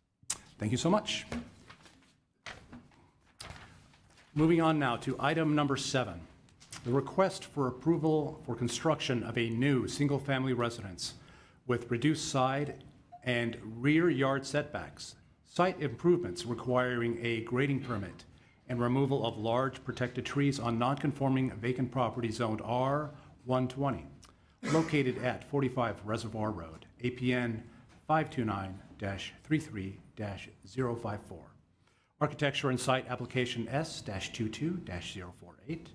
The project is categorically exempt pursuant to CEQA Guideline 15303, new construction. Property owner is Farnaz Again, again, I apologize, and applicant Gary Colsat. Members of the Planning Commission, those who have visited the site, please indicate by raising your hand. Thank you, and any disclosures? Seeing none, Mr. Mullen, I believe you're preparing staff report on this. Thank you. Yes, thank you, and good evening again. Before you this evening is a proposal to construct a new 2-story residence with reduced side and rear setbacks, site improvements requiring a grading permit and removal of large protected trees located at 45 Reservoir Road. The project site is located east of Reservoir Road and accessed via a private roadway that bisects the property and serves several lots between Reservoir Road and Rogers Street. The applicant proposes a 1,640 square foot residence with an attached tandem garage in a traditional Mediterranean style. The residence includes 1,287 square feet of below-grade square footage and an attached ADU. Staff notes that consistent with state law, the ADU is not the subject of this application. The proposed residence would be the 7th largest in terms of floor area when compared to those in the immediate neighborhood, and the 3rd largest in terms of FAR. Due to the constraints of the site and the desired architectural program, the applicant is requesting the following exceptions. From the town code, an exception to the required 15-foot side and 25-foot rear setbacks, an exception to driveway access road requiring a minimum width of 18 feet, a requirement for 2 off-street parking spaces relative to the configuration and the dimensions, and the driveway depth of at least 18 feet. Those were all relative to the town code. Relative to the hillside development standards and guidelines, the exceptions requested are for grading depths exceeding 4 feet of cut and 3 feet of fill, retaining wall heights taller than 5 feet, and buildings located outside of the LRDA. And lastly, from the hillside-specific plan, the requirement to provide 4 on-site or 4 guest parking spaces. Discussion of each of these exceptions is provided in your staff report. The consulting architect reviewed the project and provided a recommendation addressing the 2-story sidewalls which the applicant implemented. Additionally, the consultant architect noted that the resident is sited quite close to the road, recognizing the constraints of the site. The applicant provided a response noting that the residence is pushed away as far away from the road as is feasible given the constraints of the site. Should the Planning Commission find merit in the request, staff is recommending that the Planning Commission approve the architecture and site application subject to the conditions in Exhibit 3. Staff notes that a desk item was distributed today with additional public comments, and this concludes my presentation. We're available to answer any questions. Thank you very much, Mr. Mullen. Commissioners, any questions for staff? No, seeing none, I'll open the public portion of this matter and invite the applicant to come forward and speak for up to 5 minutes. And I have 2 cards from the applicant, Gary Colsat and Farnaz. Again, I apologize. And just a reminder, together you'll have a combined 5 minutes to speak. So you can divide that any way you wish. Sure. Good evening, everyone.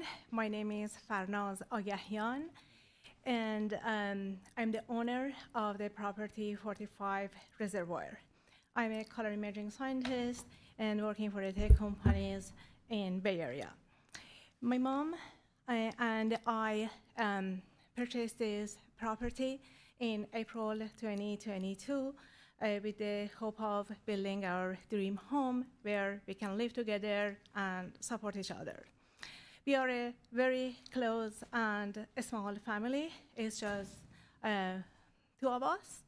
And I realized that as she's getting older, she needs to be close by. And at the same time, also, she needs to have her own space, independence, and comfort. Therefore, we plan to build a single-family house that includes a separate living space for her, which is our ADU, attached to the main property. And we believe this arrangement allows her to have her independence, and at the same time, she can live with me and have my support and company. This is about the plan, and finally, we totally understand the importance of a responsible development. So we are fully committed to working with the town to make sure that our project meets the necessary guidelines and requirements. And also at the same time, we understand construction is not fun for our neighbors. So we do our best to minimize any disturbance to our neighbors and neighborhood. Thank you for your comments. I think your architect would like to jump in with the remainder of your time. Thank you. Welcome.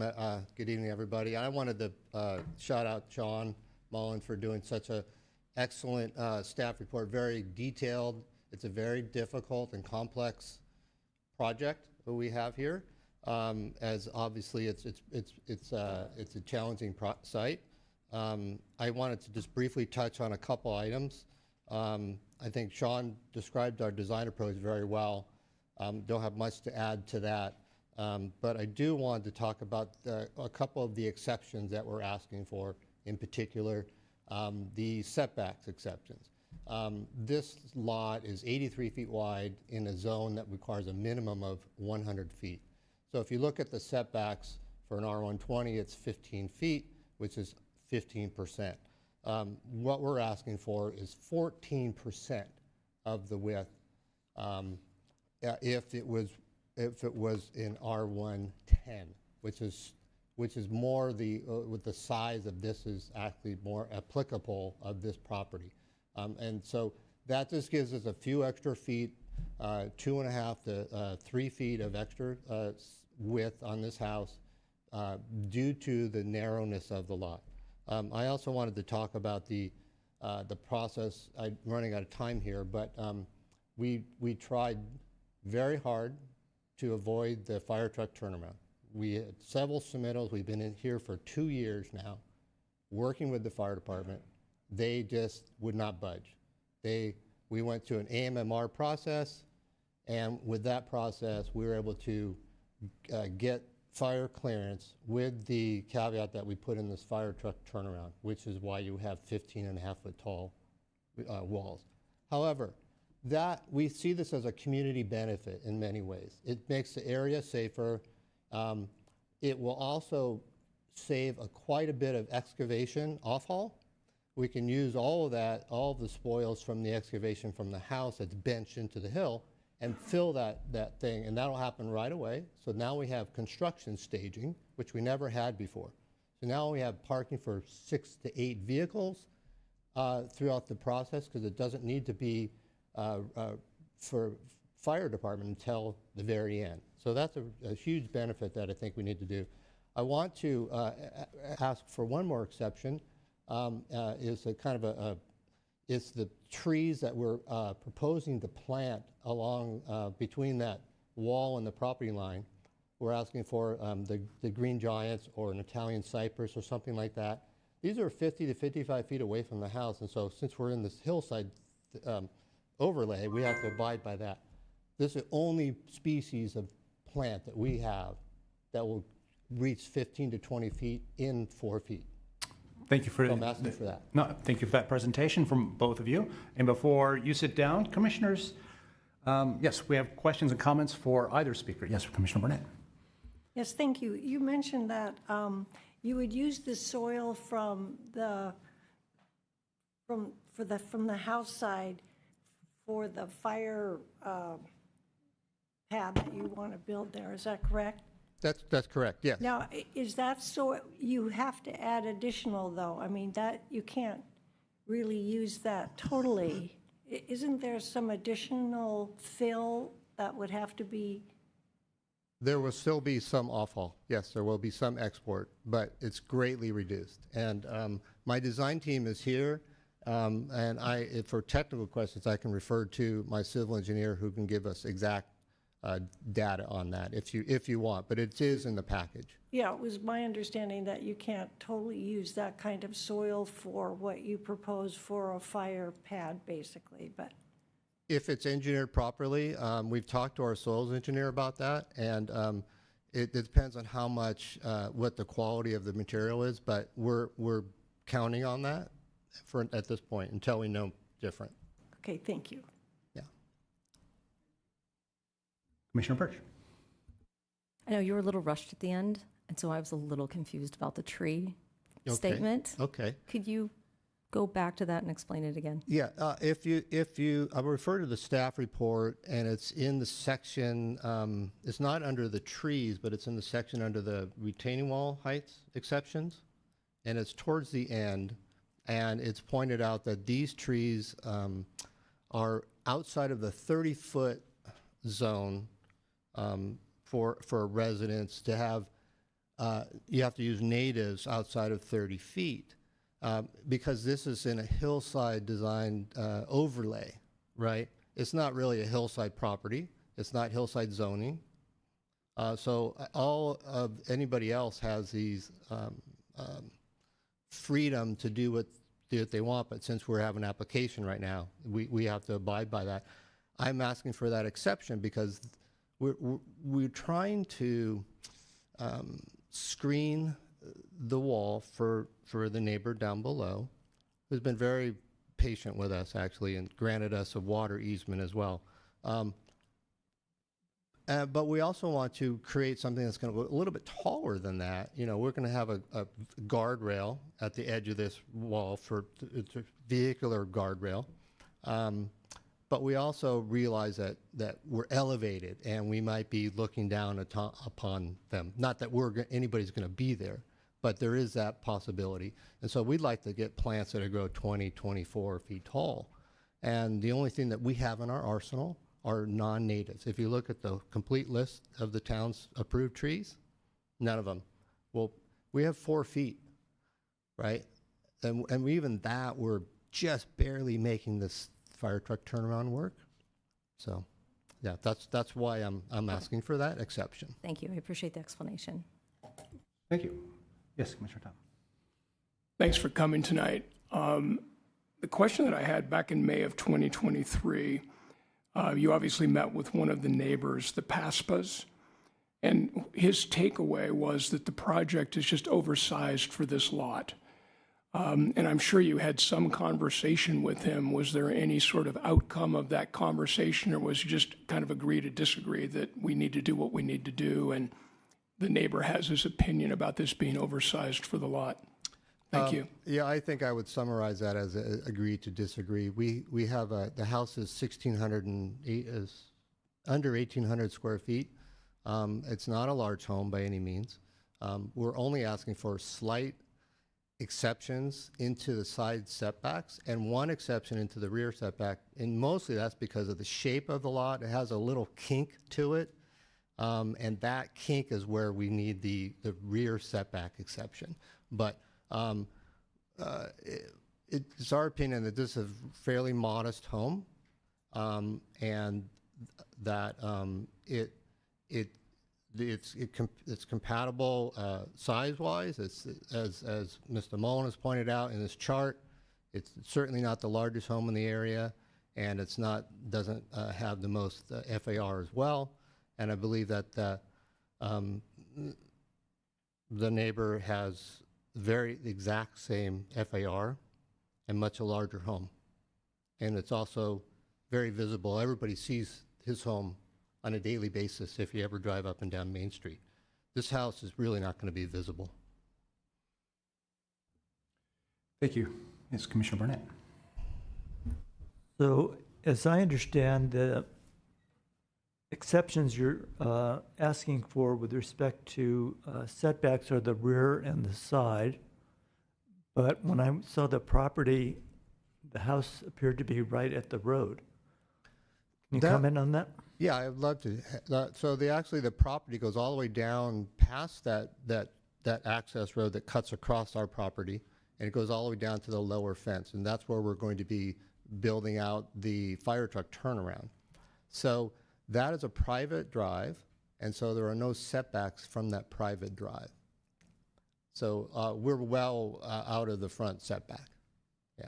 I see. Mm-hmm. Well, it is a challenging lot. I'll agree with you on that. Yeah. Thank you. Other questions, commissioners?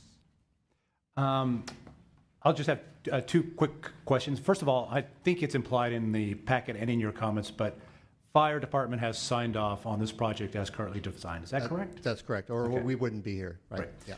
My second is, I went through my notes.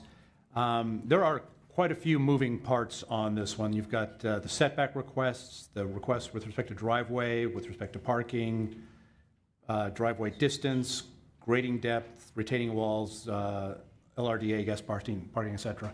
And I think you've tried to address most of those issues, and we've previously talked about grading. Could you briefly discuss the retaining wall height? I know we are, and at least in portion of the property, higher than we are customarily permitting, and this lot doesn't appear to permit the terracing of retainings. Can you address that for us? So there are two areas where we have retaining walls that are exceeding the height, the allowable height, and one of them is in the rear. Since we're pushed up into the hillside quite a bit, we wanted to have some daylight in the back and have a very modest little yard in the backyard. And so in order to do that, we have to have doors to come out. So we can't bring the hillside down to the home. Otherwise, you'd have windows, and that would be it. So when you start to move that wall, that cut back, it increases in height because the hillside continues to climb up behind the home. So we're asking for minor exceptions. They're not, these walls will still be at the 5 feet or less height. So you're not going to see tall walls, but you wouldn't see them anyway because they're all really blocked behind the home. So there's one exception that we're up to about 8 feet, which is where we're doing a double wall. We're doing a tiered wall design there to minimize the effect of a taller wall. And it's really just to get the hillside off of the second story, the upper floor, and which, by the way, it's a reverse floor plan, so that's where the kitchen and the dining room are, and so that's where, if you're entertaining or you just want to go outside, that's where you want to go on terra firma, because we do have a small roof deck that's built out over the home and to the front, but that's still, it's like apartment living, right? I mean, it's a roof deck. It's not on the ground. So if you want to have a garden, if you want to go out and be on the ground, so that's that wall. The other wall obviously is for the big wall is for the fire truck turnaround. Yeah. No, thank you for that answer. I appreciate that. Sure. Commissioners, any other questions for the applicant? Yes, Commissioner Birch. Did you say you have your civil engineer here? Yes, we do. Yeah. Could I ask just some questions about just the proposed drainage on the lot? I knew you would. Yeah. Hi. Hi. Since Good you are on evening. quite the hill to the road, and then you've got neighbors right below, I just would like to understand how you're going to mitigate drainage just flowing down to the downhill neighbors.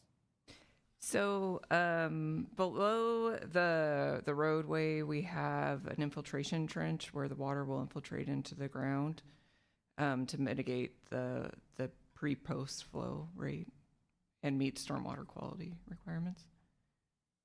I keep trying to find your civil drawing, and my computer just keeps not liking this. So that's why I'm asking these questions. Yeah, exactly. On the hillside itself, though, how are you handling drainage from the property down to the road, just to mitigate excessive? With a storm drain system. Okay. I'll keep looking. So the whole storm drain is going into like an infiltration. Oh, the whole thing goes down to the same. Okay. Yeah. Okay. No, I think she was talking about, yeah. No, I think that answers. And I'll keep, if I have another question at the end, I'll ask. I'll keep trying to find the drawing. All right, thank you. Commissioners, any other? Yes, Commissioner Burnett. Yes, thank you. So of the 118 conditions of approval, which are quite a few here, it's mentioned quite frequently that you would not be able to park any vehicles there during construction because it is a very narrow private road, which to me is going to be a real issue for the neighbors. And as the conditions of approval say, you cannot park there at all. How are you you cannot block that street. How in the world are you going to be taking up dump trucks and haul dirt away? And it seems like a real feat. For sure. It's going to be a challenge. We have already spoken to two excellent contractors with extensive experience in hillside properties. We acknowledge that it'd be a great idea. I think we've even conceded to that maybe in the conditions, I'm not sure, I haven't read every one, that we would do a construction plan and that we would use software that could update that construction plan on a daily or weekly basis throughout the duration of the project. There will be times when we temporarily will have to block that driveway, that access road. Given that there is another exit, we don't think it's going to be that large of an issue. The neighbor to the west of us doesn't even traverse across our property. As far as I know, they just go in and out from Reservoir. There's another neighbor who does use that, and that's on the other side, the 23, I believe, or 26. below Irene and Tom, and they often will use that road. And so it's just a matter of communicating with them that we may have to block the road for a little while. PG&E just recently did that, and unfortunately, even though we requested several times for notification and signage into the neighbors, they just kind of did their PG&E thing and they came out one day and just blocked the roads. So everybody got pissed off. So, excuse my French. As soon as we start excavating, we can start filling, and we will create this parking and construction pad that's just going to be amazing. It's going to be, it's expensive, and it's extensive, but it is very going to be very worthy. Thank you for that. Just a follow-up question, if I may, Chair. Thank you. So do you have comments regarding what our town architect, his comments were about the project, that is really not a viable project? It has major constraints, and that he's very concerned about its impact on the character of the neighborhood. The frontage of the home is going to be practically right on the street itself, where all the other homes are there's quite a few feet back from the street itself. So I know he did have some concerns there about the viability, actually, of the project. His biggest concern, if I can paraphrase him, was that the home was very, very close to this access road.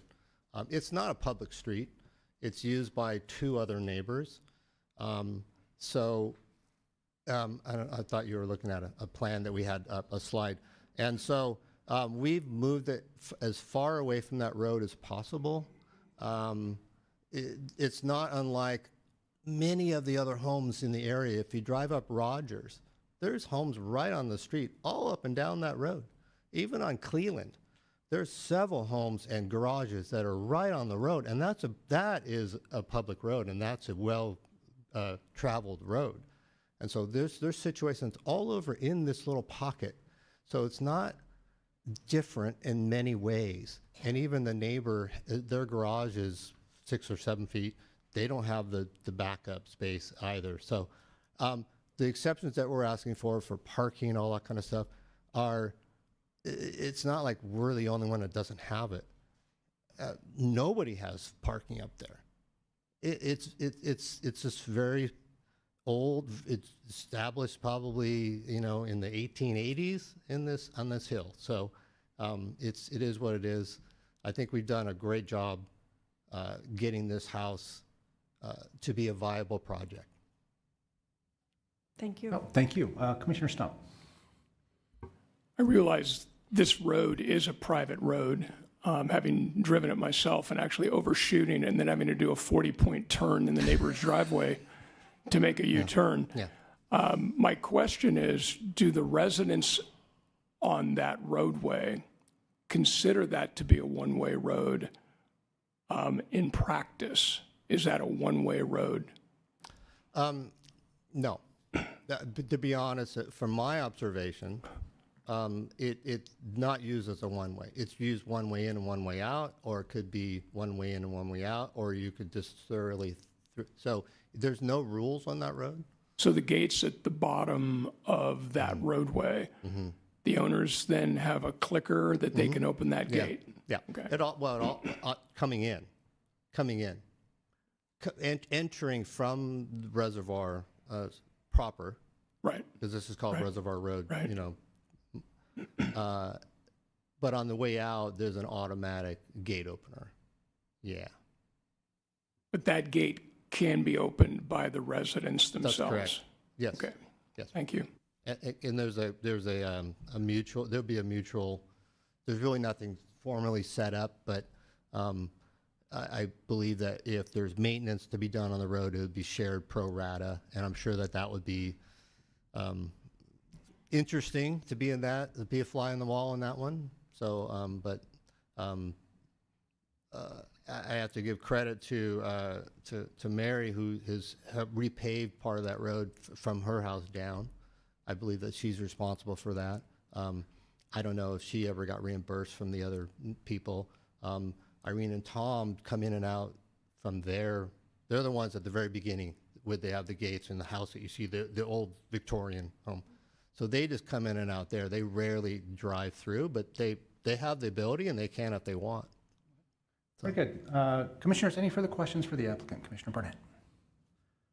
Well, I'm inferring from your last comment that you're not aware of a recorded road use agreement among those property owners? I think that came up. I don't recall if there is or not. So I'll just say that. Okay, but maybe this is for staff, but Do you know? Not that we're aware of. okay, then I guess the conditions might address any damage to the roadway caused in connection with the project. Mm-hmm. I think it's one of the conditions, right? And then yeah, we'll videotape it and we'll repair anything that has done to the satisfaction of the neighbors. Yes. Okay, thank you. Yeah. Thank you, Commissioners. Any other questions for the applicant? Seeing none, thank you so much, and you may speak again at the end.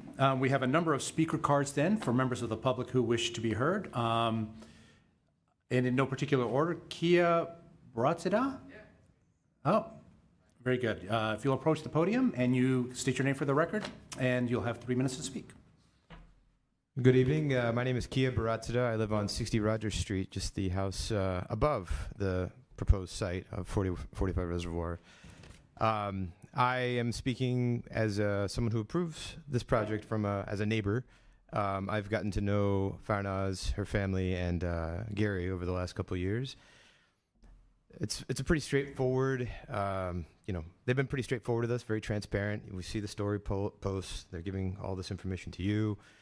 It is a challenging site, that's admitted, but we are living in the year 2024, and I think there's a lot of great technical solutions that 2025. 2025, thank you. Yeah, you corrected me on that. I got to work on my clock. There's a lot of great solutions that can technically resolve these issues, and I don't see anything here that is of concern to me as someone living above. I would love to have Farnaz as a neighbor someday. So I'd just like to say that I speak in approval of it. Thank you for those comments. Commissioners, any questions? No, thank you, sir. Next, Paul Paspa. You'll approach, state your name for the record, and you'll have 3 minutes to speak, sir. Paul Paspa on the 49 Reservoir Road, and I guess we agree to disagree on at least the size of the home. I think one thing that would be very helpful for me to really understand this project better, and maybe just for everyone here, is floor area versus how big the home is. The floor area is 1,640 square feet. That's because a number of the square footage is excluded based on county code or the Los Gatos code that says you don't count something that's below grade, or you don't count garage space. And so a lot of the square footage of the house is not included in that 1,640 number. The code, I believe, for that is to calculate surface area or floor area for FAR. The actual home, I believe, is 3,400 square feet of living space. And so there's a big disparity between comparing 1,600 square feet floor area to what is probably listed in homes. I mean, if I go to sell my home, I'm not going to worry about floor area. I'm going to tell them how many square feet it is. And there's a big disconnect, I think, in this particular project between what is FAR, floor area, and what is the actual livable space. And so 3,400 square feet for this area is big. Without the ADU, it's 3,000. It's still on the larger side. And it is a small, very challenging lot, no doubt about that. So I'm curious if we can maybe have someone, either Mr. Mullen or Mr. Colsat, actually kind of talk to how they're comparing floor area to the homes in the area in terms of their actual size, because I don't consider floor area, I consider livable space. It's a big difference. Very good. Thank you for your comments. Before you sit, Commissioners, any questions for the speaker? None? Oh, sorry. Commissioner Barnett. Thanks for being here tonight. You acknowledged your understanding of the town code that the subterranean space would not be counted for FAR. Right. That's a law that you understand and agree with, right? Do I understand and agree? If for the purposes of FAR, Yeah. that's fine. But for the purposes of evaluating a home suitability for the neighborhood, I don't think that's the right number to be using. So the follow-up question was for the remaining portion of the house above the grade level. Mm-hmm. Do you still object to the size of the home? Is that what I heard?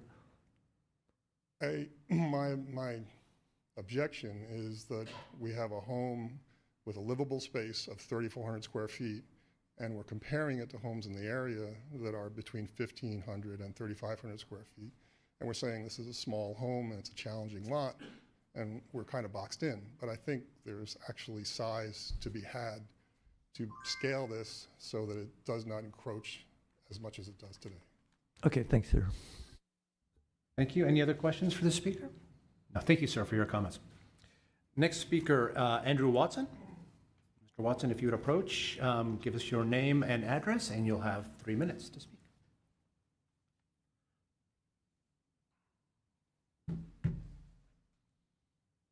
My name is Andrew Watson, and I'm here with my wife, Kathleen, and we live at 56 Cleveland Avenue, which is one of the homes just below the property in question. We moved to our house in 1987, okay, so we've been there for about 37 years in the same house, the same small house, about 1,500 square feet. We expect to live there for the rest of our lives. We raised 2 daughters there. One of them lives in Los Gatos. She may well occupy that house after we're gone. So we stayed in that house, and we stayed in Los Gatos primarily because of the particular neighborhood that we're in. And part of the reason we love that neighborhood is that even though it's only a few steps from downtown Los Gatos, it is this beautiful, leafy, rural enclave. And part of that is the result of the trees in that area and in that neighborhood.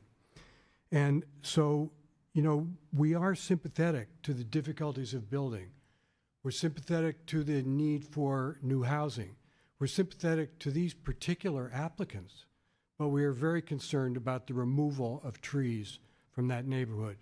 You know, trees die of natural causes. They die through human activity, and you can plant more, but they take a long time to grow. And if you don't resist this progress, there will be a general depletion of the leafy canopy that makes that neighborhood special. So that is what we are very concerned about.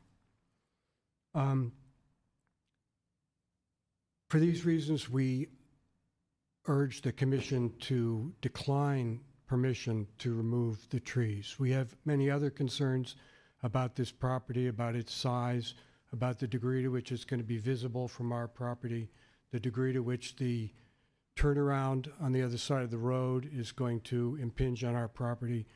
But again, we're sympathetic to the needs of the applicant, but the trees we particularly are concerned about. So thank you for listening to me. Thank you for your comments. Commissioners, any questions? Yes, Vice Chair. Hi, thank you, Mr. Watson, for coming tonight. And my question for you is, if you're concerned about the trees being removed, are there any, like, what changes would you want to be seen if you're in support of? You said you're still in support of developing the property in some way, shape, or form, but is there a specific I think the previous request? speaker suggested that if the property were scaled back in some way, that maybe there wouldn't be such a need to remove those trees. Because the property is on a private road, I can't actually get access to where the trees are. So I'm not absolutely certain of which trees they are, but if they're the ones I think they are, they're very close to the, you know, the impinging upon the planned structure. So without removing them, you'd have to scale the structure back a bit. Okay, thank you. Thank you. Any other commissioners have questions? No. Thank you very much for your comments. Sure. Next speaker is Mary Jane Vidovich. She'll approach, give us your name and address, and you'll have 3 minutes to speak.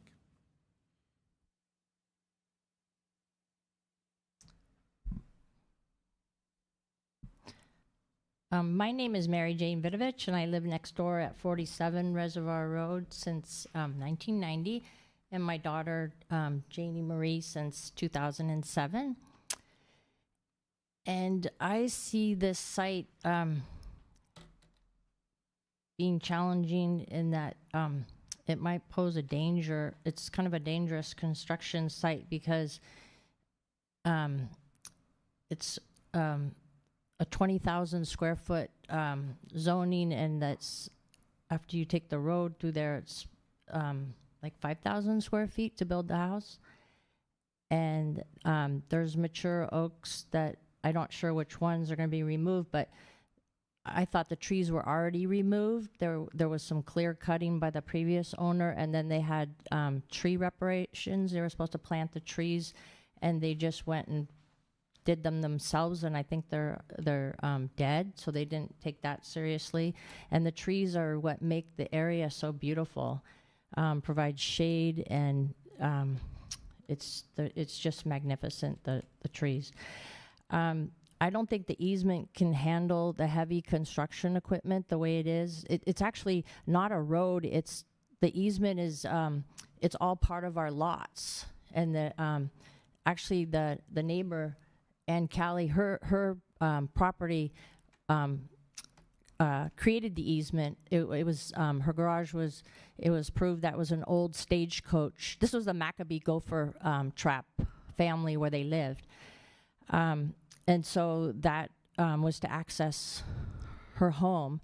And she goes out both ways, but the way she goes out in the back, it hasn't been maintained or paved since I've been there since 1990, and it's very steep and it's dangerous, and I just don't see the large trucks. I don't know how they're going to go in and out of there. You'd have to bring small.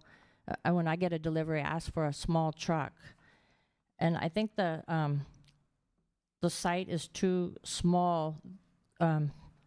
Is there can I put this in the?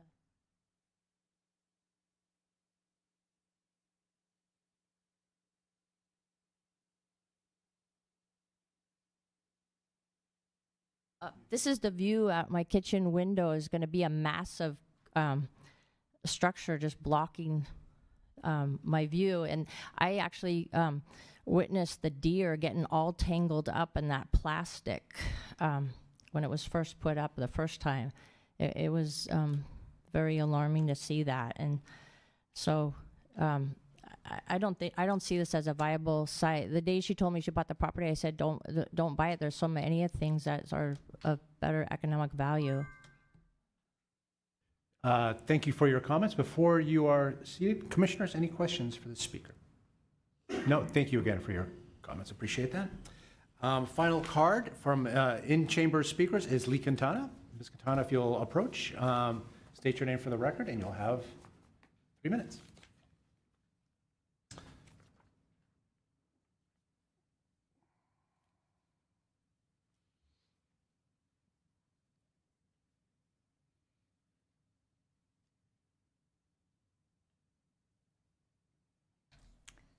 Again, I'm Lee Quintana. I'm a member of the Historic Preservation Committee, but I am speaking as an individual. My concern, there are several things. In my email, which I had sent to Sean to ask some questions, I figured out some of those questions. First of all, 82% of the site will be graded, and the grading goes pretty close to all the property lines. It's going to require 101,407 cubic yards of cut and 349 cubic yards of fill. The grading goes beyond the LRDA and almost to the property line. How much of the LRDA is graded, I don't know. How much of the home is beyond the LRDA? Again, I couldn't find those figures. the application states that they're requesting 7 exceptions. I counted between 7 and 12, depending how you're counting them, and I came up with another one, which is regarding the underground area of the garage that goes beyond the footprint of the house itself. So those are things that I'm concerned about. I think it's, the town architect said that the house was consistent with other houses, but not consistent with the rural setting, and that the only way that that could be addressed is for the house to be redesigned based on the analysis of the site constraints. Everybody admits this is a very constrained site, but that's why we have the hillside guidelines. The applicant, staff has said that they're concerned about whether this site has been overdeveloped. That's my concern as well.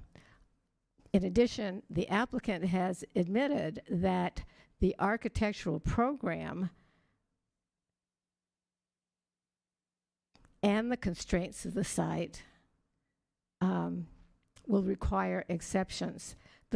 One of the first things in the Hillside Design Standards and Guidelines, it says that before developing a program, analyze the site's constraints and build to those constraints. So my question is, how, given the extent of the disruption from grading and the size of the house, whether all these exceptions are reasonable. Then in addition, I'd like to mention that if the ADA were considered a master bedroom suite, which it actually looks like, it would be counted as square footage, and it would be visible so that this would not qualify as a 24-foot house, high house. Well, thank you for your comments. Your time has expired, but before you sit down, commissioners, any questions? Yes, Commissioner Burnett. Yes, Ms. Quintana, can you, you mentioned in your letter that you gave to the commissioners the ADU. Could you clarify what you were talking about in that? In my letter, the floor plan, was it really? It just looks to me that what's called the ADU, it looks to me like it was planned as a master bedroom and was discovered that if it were considered a master bedroom, it would exceed the FAR. Because clearly the master bedroom that is on the plans on the bottom floor is much, much smaller and has a much smaller bathroom, has a much smaller closet. And the ADU, as it is designed here, has a huge closet with no windows or access to the outside. The only real access to this ADU were the next owners to close off the door between the ADU and the home would be through the bathroom. That doesn't make much sense to me. And so while it's not technically part of this application, it affects the intensity of the development on the site. Thank you.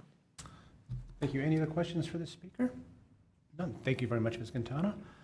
Mr. Paulson, are there any speakers on Zoom who wish to be heard on this matter? Thank you, Chair. I don't see any hands raised on Zoom. Very good. Having received public comment, I'll invite the applicant to then come to the podium, and you have 3 minutes up to which address any issues which you haven't addressed previously or which you wish to now speak to, having heard from the public. Thank you very much, and we appreciate all the comments. This is a very tight-knit community. We've been working with them for quite a bit. I've got to know most of the neighbors through my work with just dealing with the utilities. We're removing the electric pole that's in the middle of the property. We're relocating that at our cost. We are reconnecting everybody else's electrical service. We've had to do water and sewer and the fire department and the shared road and everything like that. So we understand it's a very, very unique area, and it's a very unique site. We're confident that this home will be able to be built in a safe and effective manner with oversight by the town. If you look at the home, it's a 2-bedroom plus an office plus an ADU. I know I don't have to tell you guys that we can't really talk about the ADU. And talking about FAR is how we all compare our homes no matter what. Who knows if the homes that Sean put together in his table have basements or subterranean stuff that's not counted. So we've done apples to apples. I just want to put that on the record. And I also emphasize with Mary Vudovic, because she has enjoyed this open space forever. And we've done our best to minimize the impact that she would have. And we're proposing screening, landscape screening along that side. We have quite a bit of room to do that. We put our walkway on the other side of the house, less sensitive side for the neighbors. And so we've really done our best to work with what we have. The trees, someone mentioned that we're taking out quite a bit of trees. Even if we did a smaller home, you'd still take out the same number of trees. All the trees we're taking out are in our building footprint, which, yes, there's no LRDA to work with. And so even if you did a smaller home, you're still talking about the same exceptions, same LRDA sections. The only thing you're not talking about is maybe a setback exception. So I think you ought to consider all that in your decision. Again, we're here to answer any other questions that may have arisen. Thank you for those comments. Commissioners, any final questions for the applicant? See none, thank you again. Okay. I will now close the public portion of this item number 7 and invite my fellow commissioners to ask questions, provide comments, and if appropriate, to make a motion. Commissioners. Commissioner Burnett, sorry. Thank you. I have a question for staff. Sean, when project comes before the town like this, how many variances is the average? I mean, it seems like there's so many requests on this one. I'm just wondering, is this highly unusual, or is this more than usual, or a hillside single-family home? Yeah, so thank you for that question, and I'll just clarify that no variances are requested, which is a technical process that's different than what we're facing here, which is exceptions that are allowed through the fact that it's a non-conforming lot. We saw a similar project tonight on that, and exceptions to the hillside guidelines, just to put that out there. I couldn't wager a guess at the average number. I think they're probably proportional to the constraints on the site. I think it would be extremely rare to see a vacant lot in the hillside that doesn't request some sort of variances. Staff works with our applicants from the very beginning to question the exceptions. I think I used the wrong word.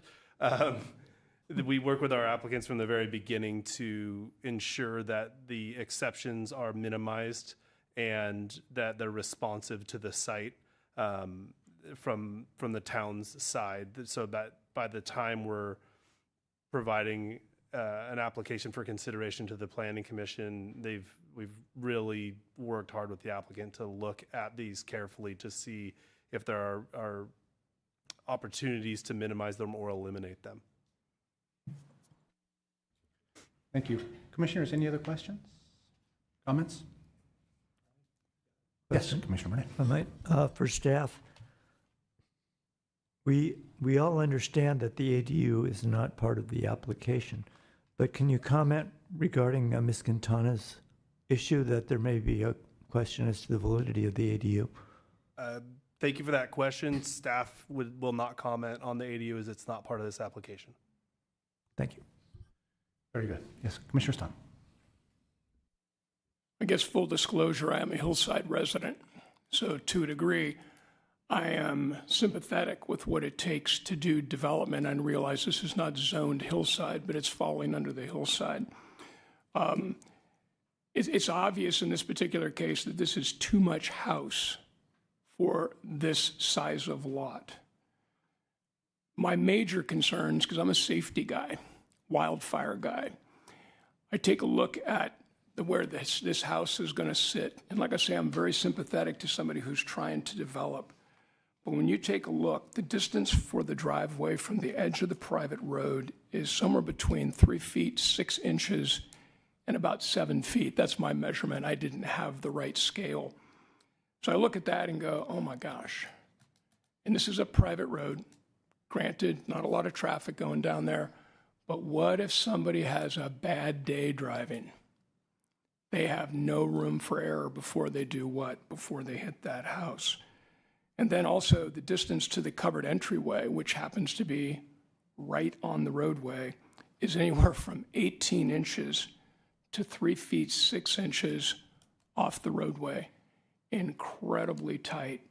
And again, I realize that we probably aren't here to evaluate things on a safety basis.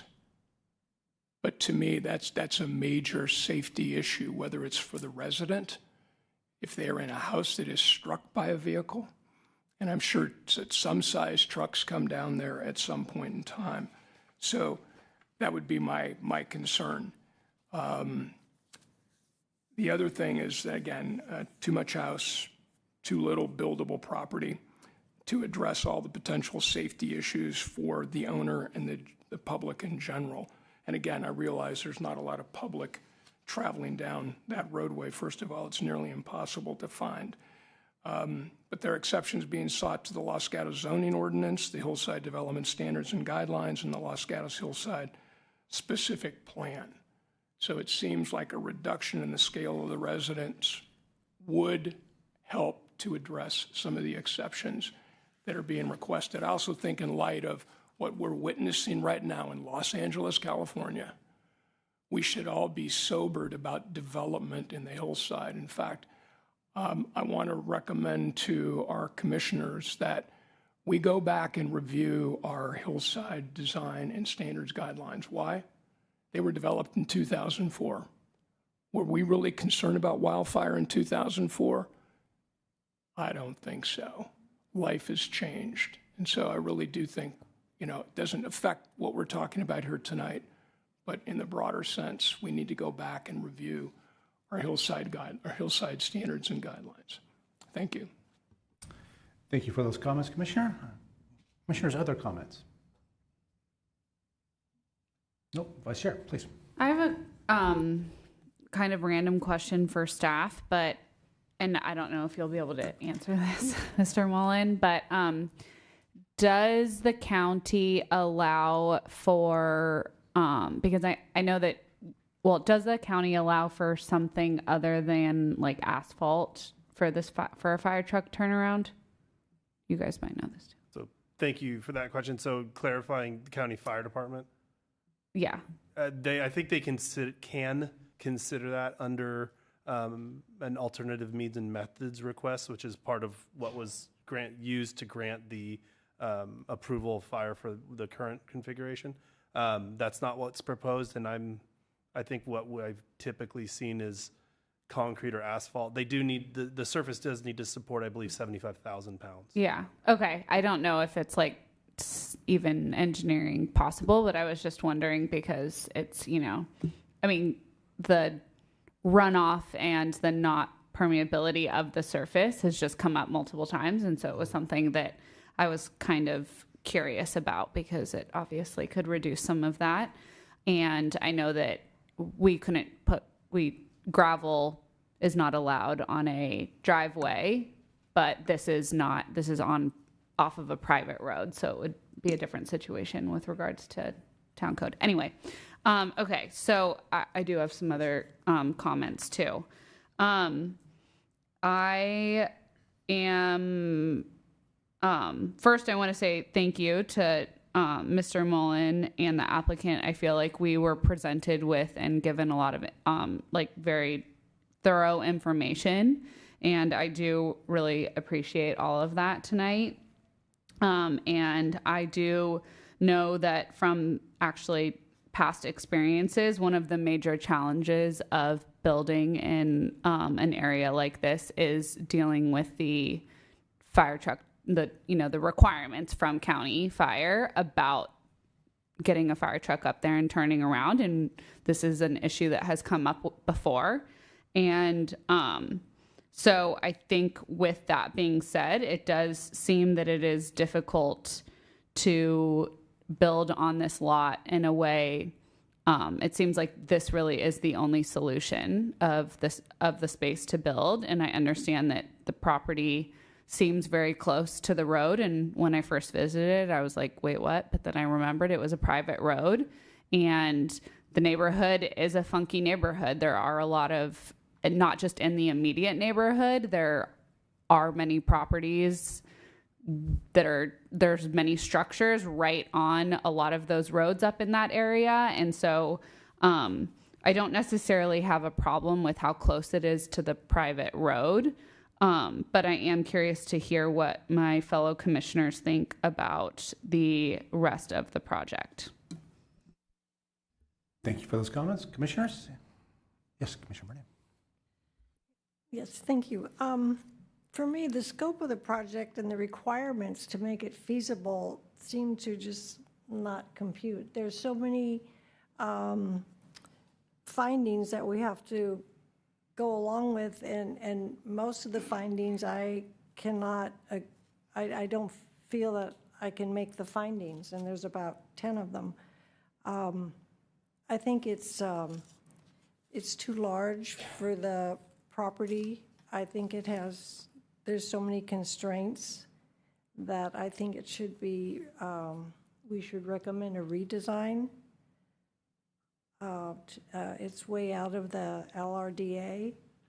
It's not our hillside design guidelines. It's really falling flat on in so many areas. So those are my feelings. Thank you for those thoughts. Vice Chair? Thank you. I do have an additional question, I guess, for town staff. I don't even know if this is applicable, but at what point sorry, before I actually ask town staff, I do want to say that now that I've been on the planning commission for a couple of years, we haven't had a project in the hillsides for a while, but as per my experience, there are always a list of all these requests. And I know that the first time that I saw that list in a much larger development in a much different part of town, I too was like taken aback because it's just not what we're used to seeing on a normal application.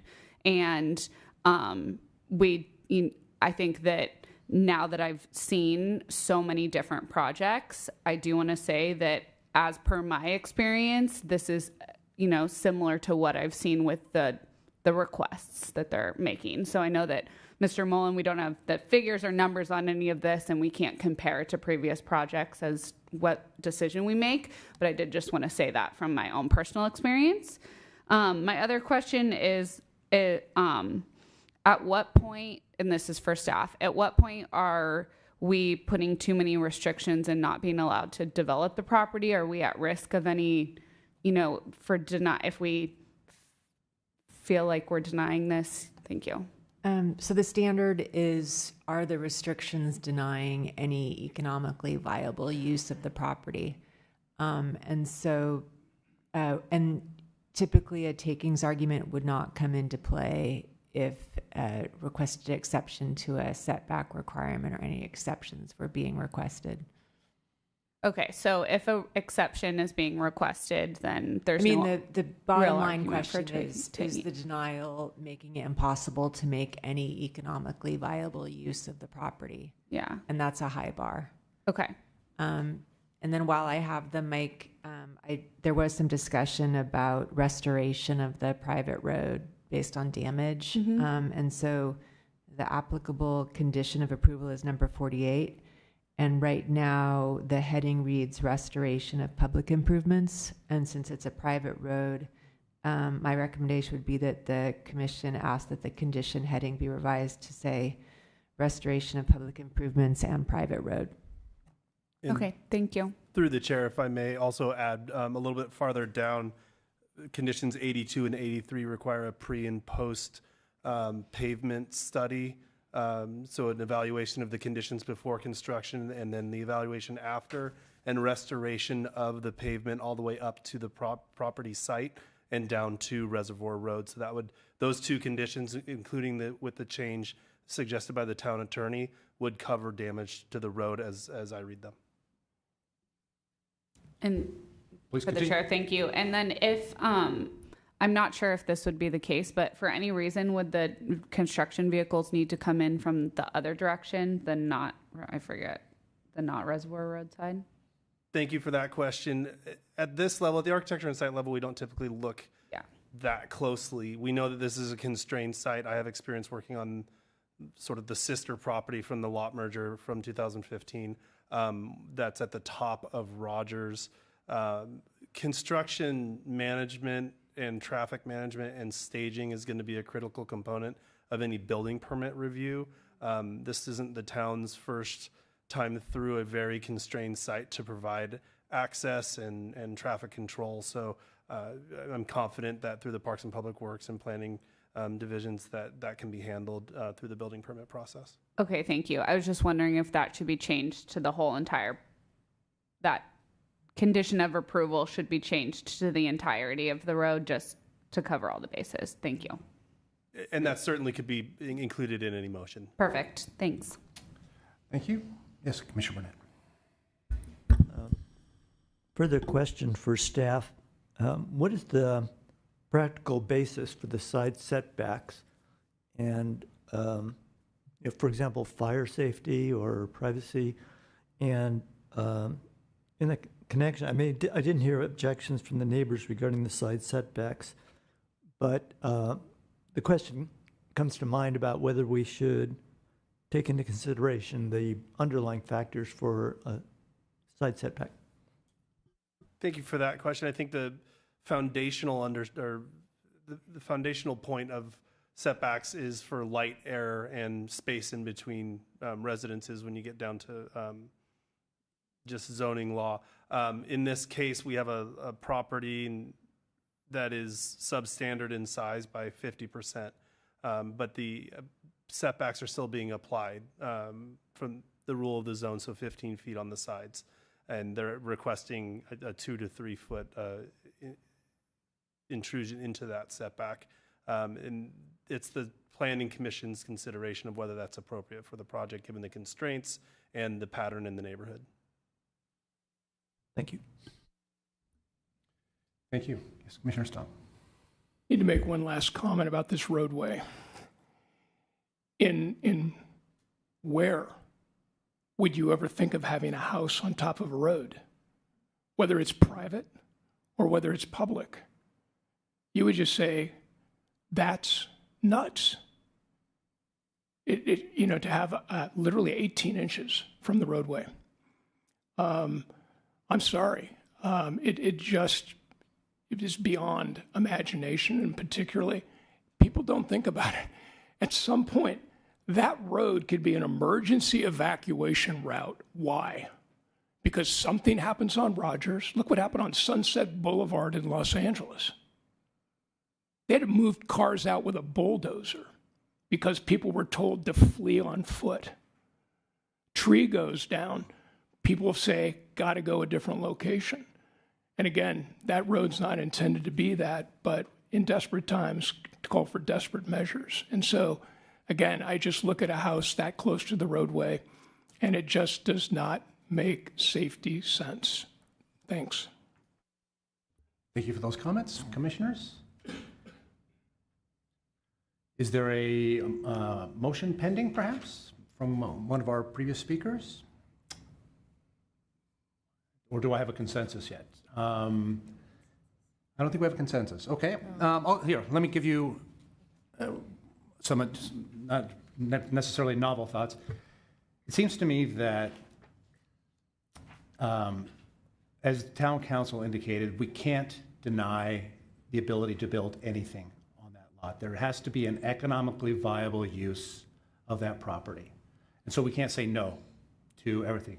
What we can do is say, let's build the most reasonable house there, but that also works for the residents.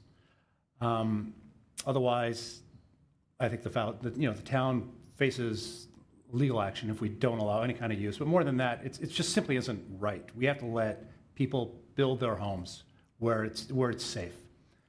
Is that this home? And that's what I'm torn on.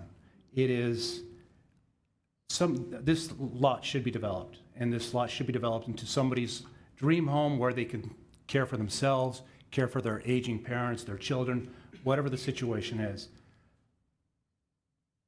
I'm not 100% certain that that's what we're presented with this evening. My understanding is that there was a previous attempt to develop this lot, and that also didn't proceed because there's so many challenges to this lot. So I don't know what the structure on this residence ultimately will look like. And it may be this structure. I'm not saying this one shouldn't be built. I'm just saying we have to let something develop here. Can we do better? I'm not sure. And so my question to my commissioner is, how would we improve this structure? I think from Commissioner Stump, he would say, move it back off the street. Perhaps make it smaller. Commissioners, I look forward to your thoughts. Is there any suggestions on this lot? Either we allow it tonight as it's been presented, or we have to give some constructive criticism as to what it is it that will work on this lot. Vice Chair. I agree with the chair, and I want to echo what you just said. I think that coming to some sort of consensus, I hope that we can come to some sort of consensus as a commission about this, and it is a difficult and, property to develop on. However, I do not think that we can deny it because, I think that the fact that it's close to the private road, there's other houses on this private road that are on the road also. So I don't think that that is a safety concern that we are being asked to look at in the zoning regulations and the residential design guidelines because it is private road. So I don't have that's not really what I think that we should be considering right now. And I am concerned that any development on this property, there are going to be issues with, there's going to have to be some trees that are possibly removed. There's going to have to be a lot of grading that's done. There's obviously going to have to be the fire truck turnaround put in. So considering those things, are there any suggestions from which I know you kind of just asked that, but I do agree. I think that if there's any suggestions from fellow commissioners about any changes that could address any of the issues that were here spoken, I would love to hear that. Commissioner Birch. Well, to me, the best way to attack it is to maybe go down the list, right? We've got the driveway access, road width, off-street parking, grading depths, right?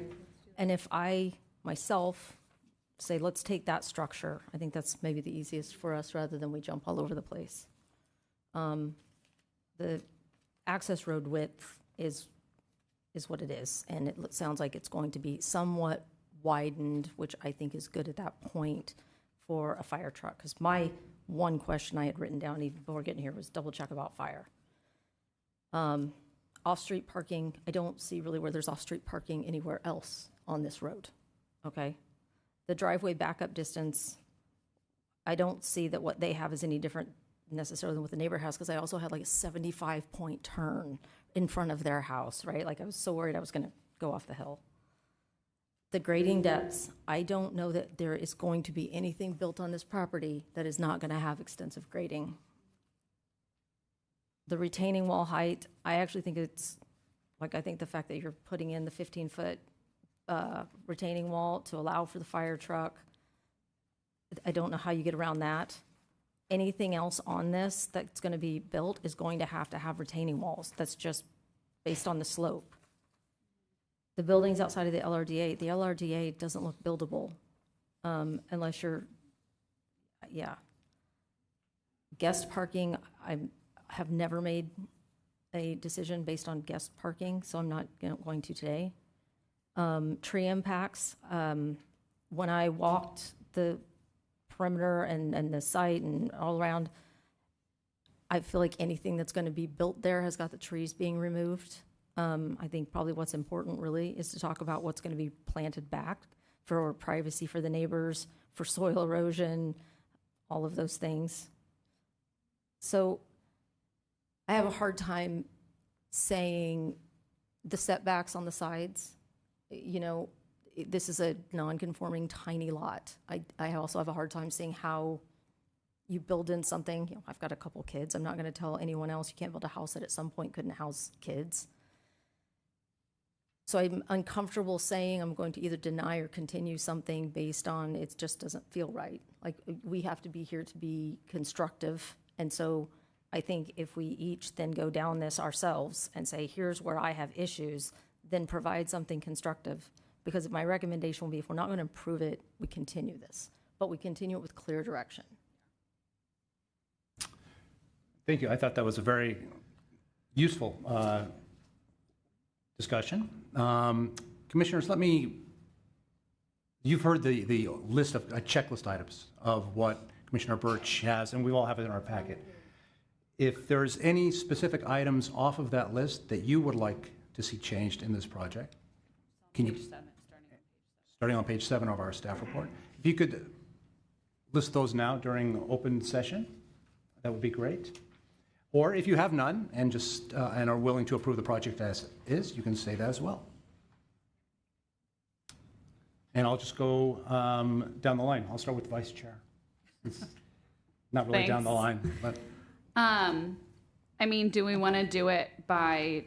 Let's just go. Do we want to go through the? Do we each want to go, or do you want to start? Should we start with setbacks? Let me do it this way. I'll raise the topic, and each commissioner can stay whether they have a suggestion on that. Perfect. Setbacks, the rear and side setbacks. Commissioners, challenges. Commissioner, everybody's fine with the setbacks as is? Okay.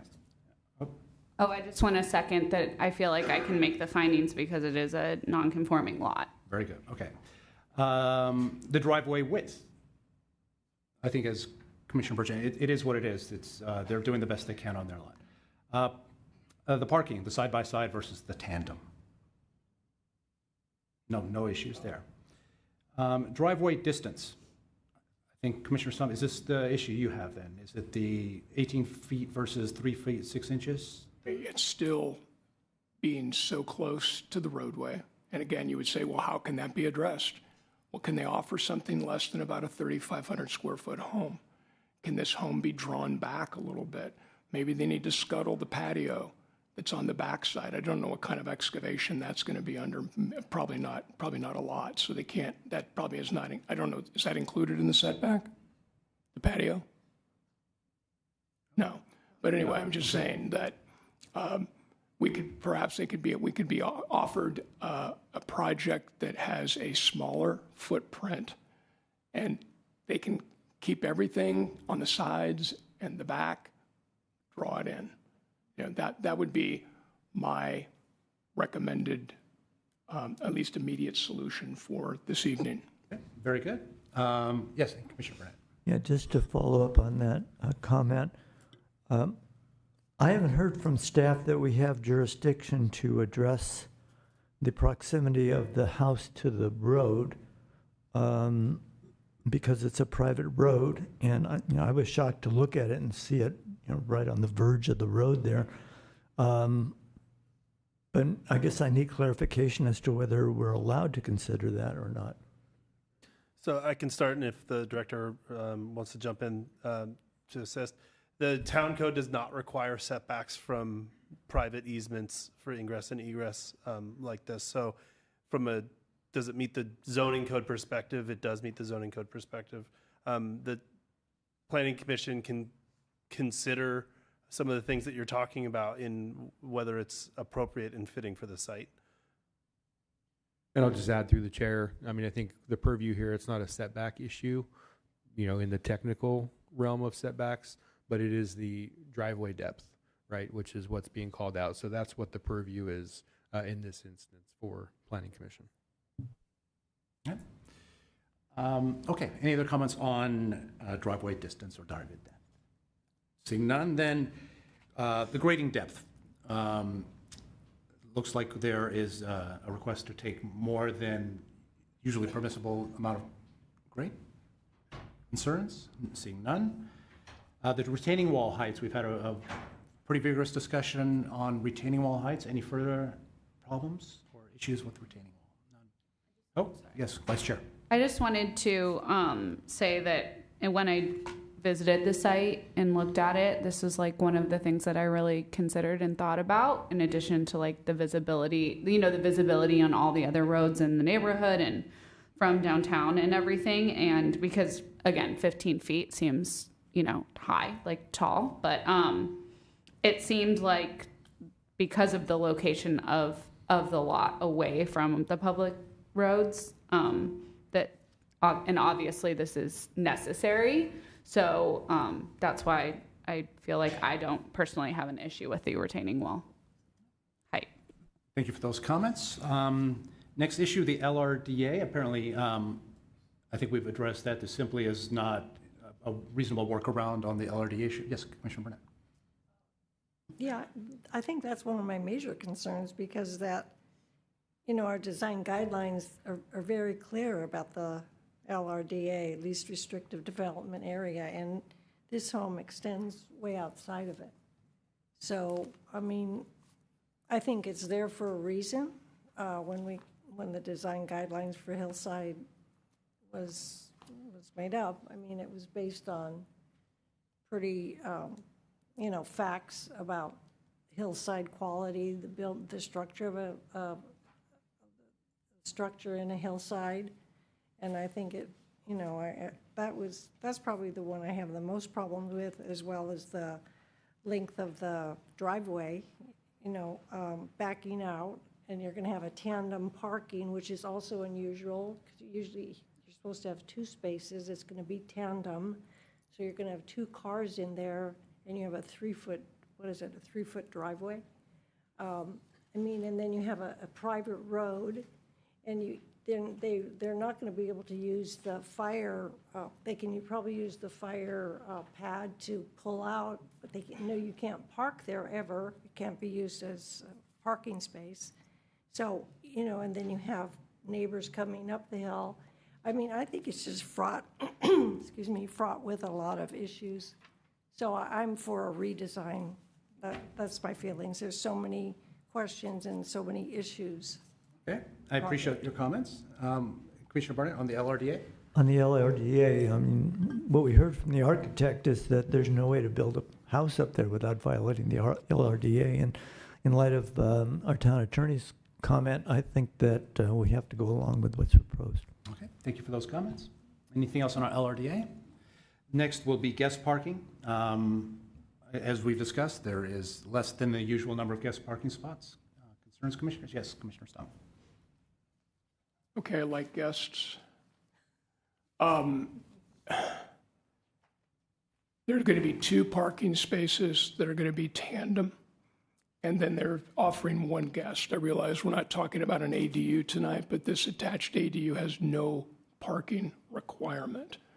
So if at some point it were used as a non-family ADU, someone may have a car, and that may take up the 1 guest parking space. Across from 47 Reservoir Road, there's a parking strip that probably allows, probably up to 4 cars. How do I know? Because it says no parking, and I parked in it while I was visiting because there was no other place to park. So I figured if they kick me out, they kick me out, right? But there is parking for, obviously, 47 Reservoir Road. And I think we shouldn't be too hasty to say 2 parking spaces plus a guest. That is a totally impossible place to have guests because of the location, and to say, hey, you need to walk up from downtown to get to our home, or I'm going to bring you in via bus, et cetera, et cetera. I realize that's a very personal thing for the owner. Does the owner really do any entertaining? Is that a challenge? That's certainly a factor to think about from her perspective, not necessarily ours. But I wouldn't be giving up all of that parking at this point in time, and I realize there may be no option because obviously the fire truck turnaround cannot be used for parking. Okay, thank you very much. In the last issue, trees. We've heard about the removal of 10 protected trees, 32 new trees be planted in, and I think we've had some discussion about sizing and location of those trees. Any further comments, commissioners, on? By the way, sorry about that, poking right in here. Even though my last name is Stump, I do like trees. But keep in mind, we're in a very high fire hazard severity zone. I do not know where 32 trees are going to go up there, what their size are. I heard mention of Italian cypress, and I'm like, Roman candle, because that's exactly what they are as far as their ability to burn. They're like a juniper. So I don't get too whacked out about tree removal and tree replacement because I think they will do a fine job. I would just question, is 32 the right number, and are we requiring that? That seems like an extensive amount of trees. Very good. So, I'm sorry, Vice Chair.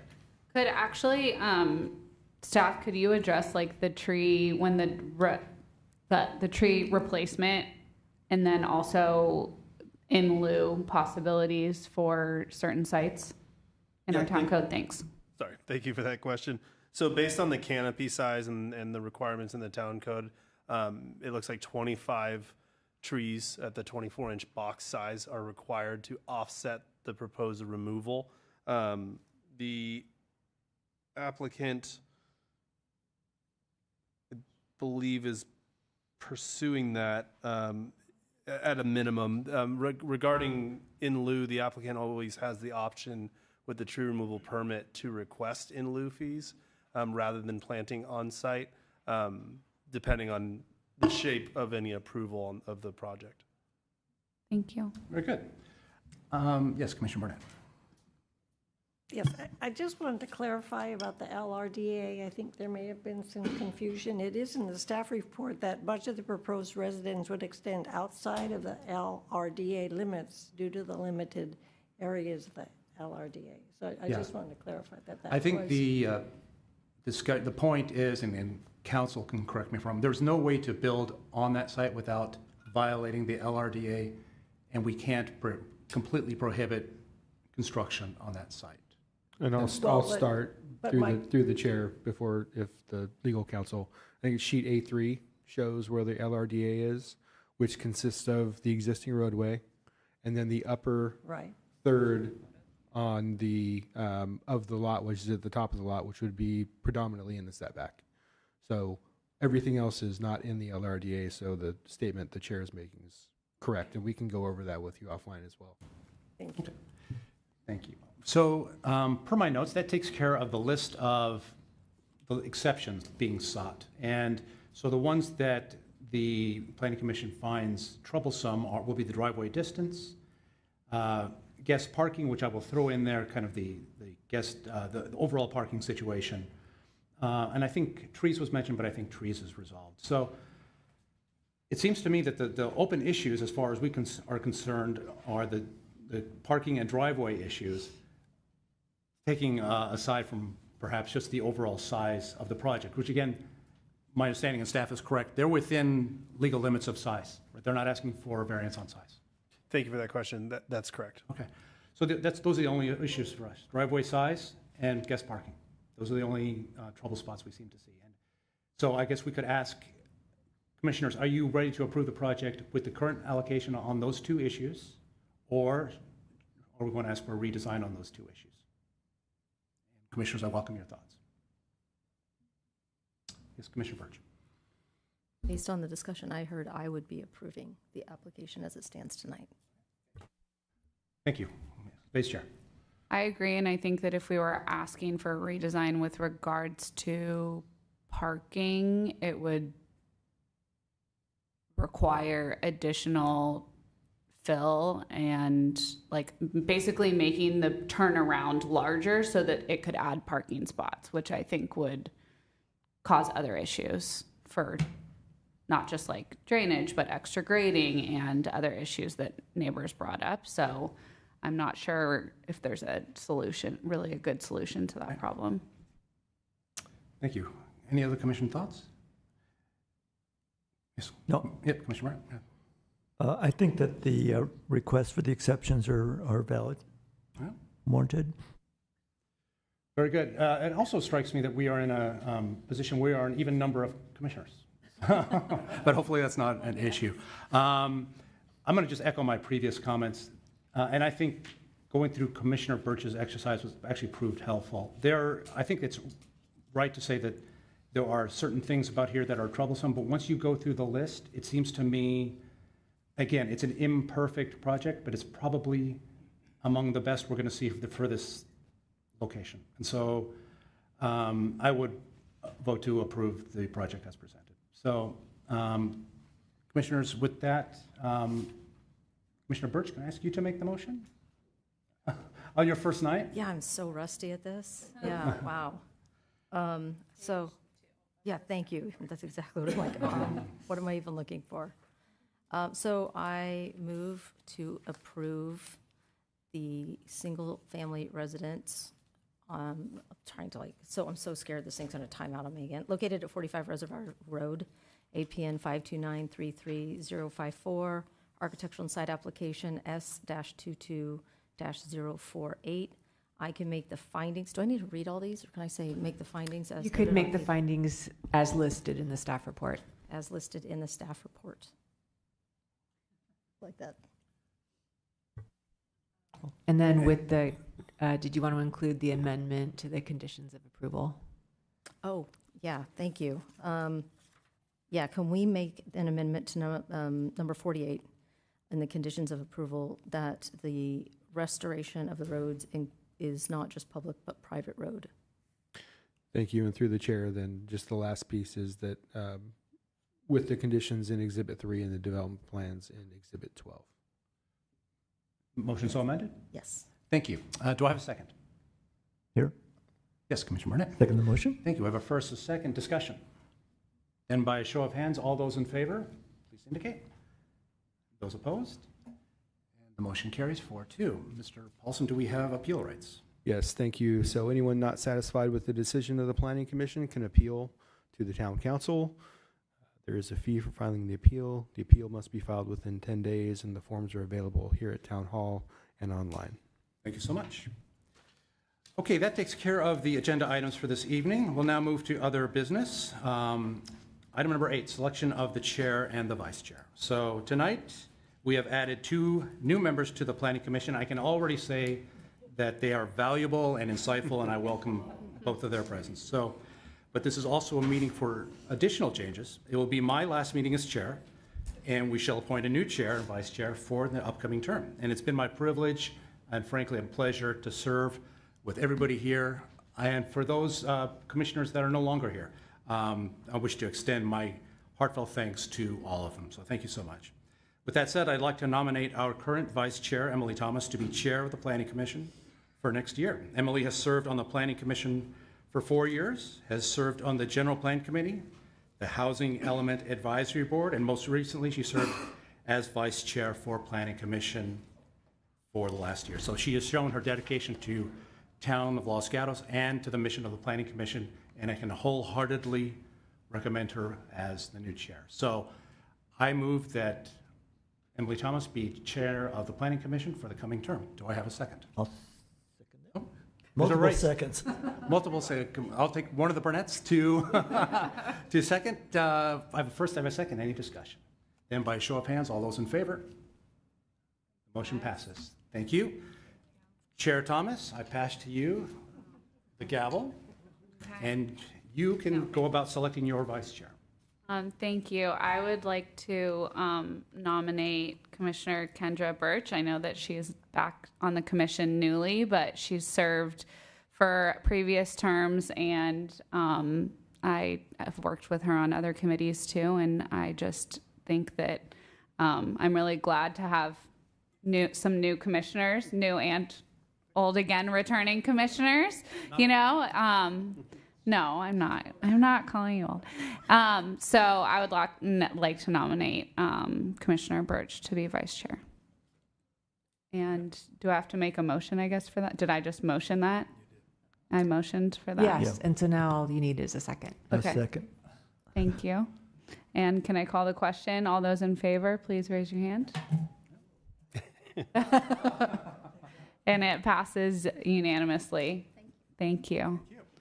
So now, can I have the end of this? Thank you. Okay, so do we have a report from the Community Development Director? Thank you, Chair. Nothing to add tonight. Okay, thank you. And then in addition to their service on the Planning Commission, members of the commission also serve on several town committees.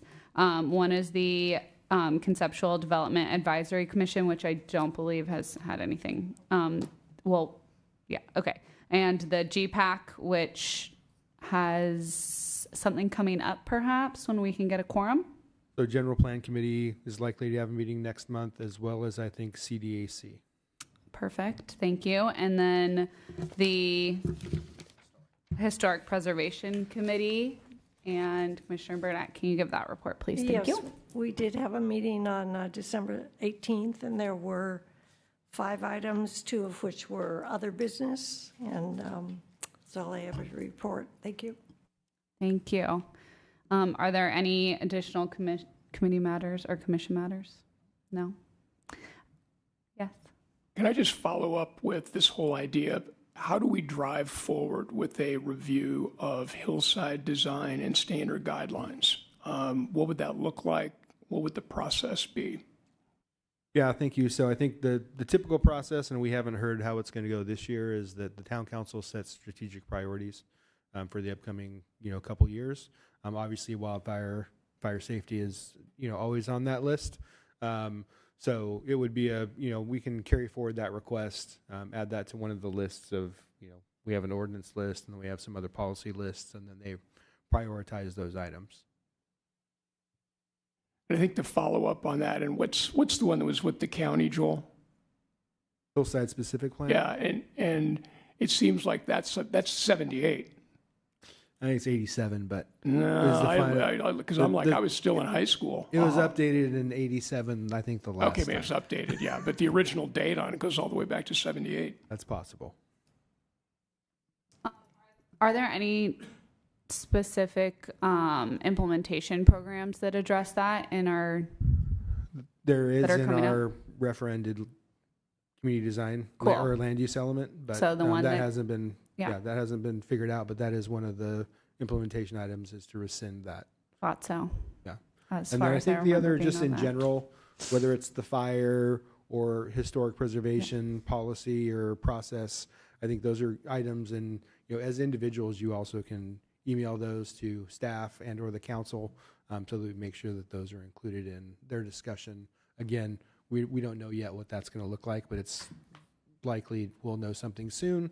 And it's typically towards the end of January. Perfect. Commissioner Burnett. Yes, question. When Chairman Raspy suggested that if a home comes out of our historic inventory, if it would come back to the Historic Preservation Committee for some design guidelines. I know we've been working on that and wanting maybe that to happen. Is that? Again, that would be the strategic priorities process. Same process. Thank you. Commissioner Stump. Joel, if I just do a follow-up on that, I never want to recommend anything where people say, it's good, we got this, right? 2004 is just fine, it's 20 years. I mean, is this a worthwhile undertaking? I realize this is not insignificant. I think that, there are a list probably taller than this room of very high priority issues that we'd love to get to. Unfortunately, with the resources that we have from a staffing perspective, that time is really constrained. So that's why historically they've gone through this effort. So there's still things that are on the list, and they may have not risen to the top yet, but eventually they may get there. So again, it just boils down to resources. So, most of these, if not all of the topics that folks bring forward, are definitely worthy of needing improvement. I mean, the reality is that it'd be great to just go through our whole zoning code and do a complete revamp. But that's hundreds of thousands of dollars in consultants and years. Hey, one last question on that. I hesitate to ever use the C word, which is consultant. But is this something, realize you've got limited resources? Is there a way to expand your resources by getting support? We don't have any money. No, we got money. Oh, no, Planning Commission? No. What are you talking about? The town's got money. We won't go there right now. But anyway, is that a possibility? So yes. So a lot of the policy efforts that we go through, we end up going out for an RFP, hiring consultants. I think the reality is for fire specifically, it's, does that belong in the Hillside Development Standards and Guidelines? Does that belong in, or augment what's in the general plan? We have the, what's it called? The annex for fire there. We've got PRC 4290 that's being implemented through the Santa Clara County Fire, which is more stringent than it's ever been. So what does that effort really look like? And we can have a conversation. I know you have a lot of ideas, and you've had plenty of conversations with other folks in town. So we can kind of also look at, does that really belong in the Hillside Guidelines, or should it be somewhere else, right? So. Thank you. Okay, so with that, I just want to thank everyone, staff. Thank you for being here so late tonight, and all the commissioners. So with there being no further business of the commission, I call it adjourned.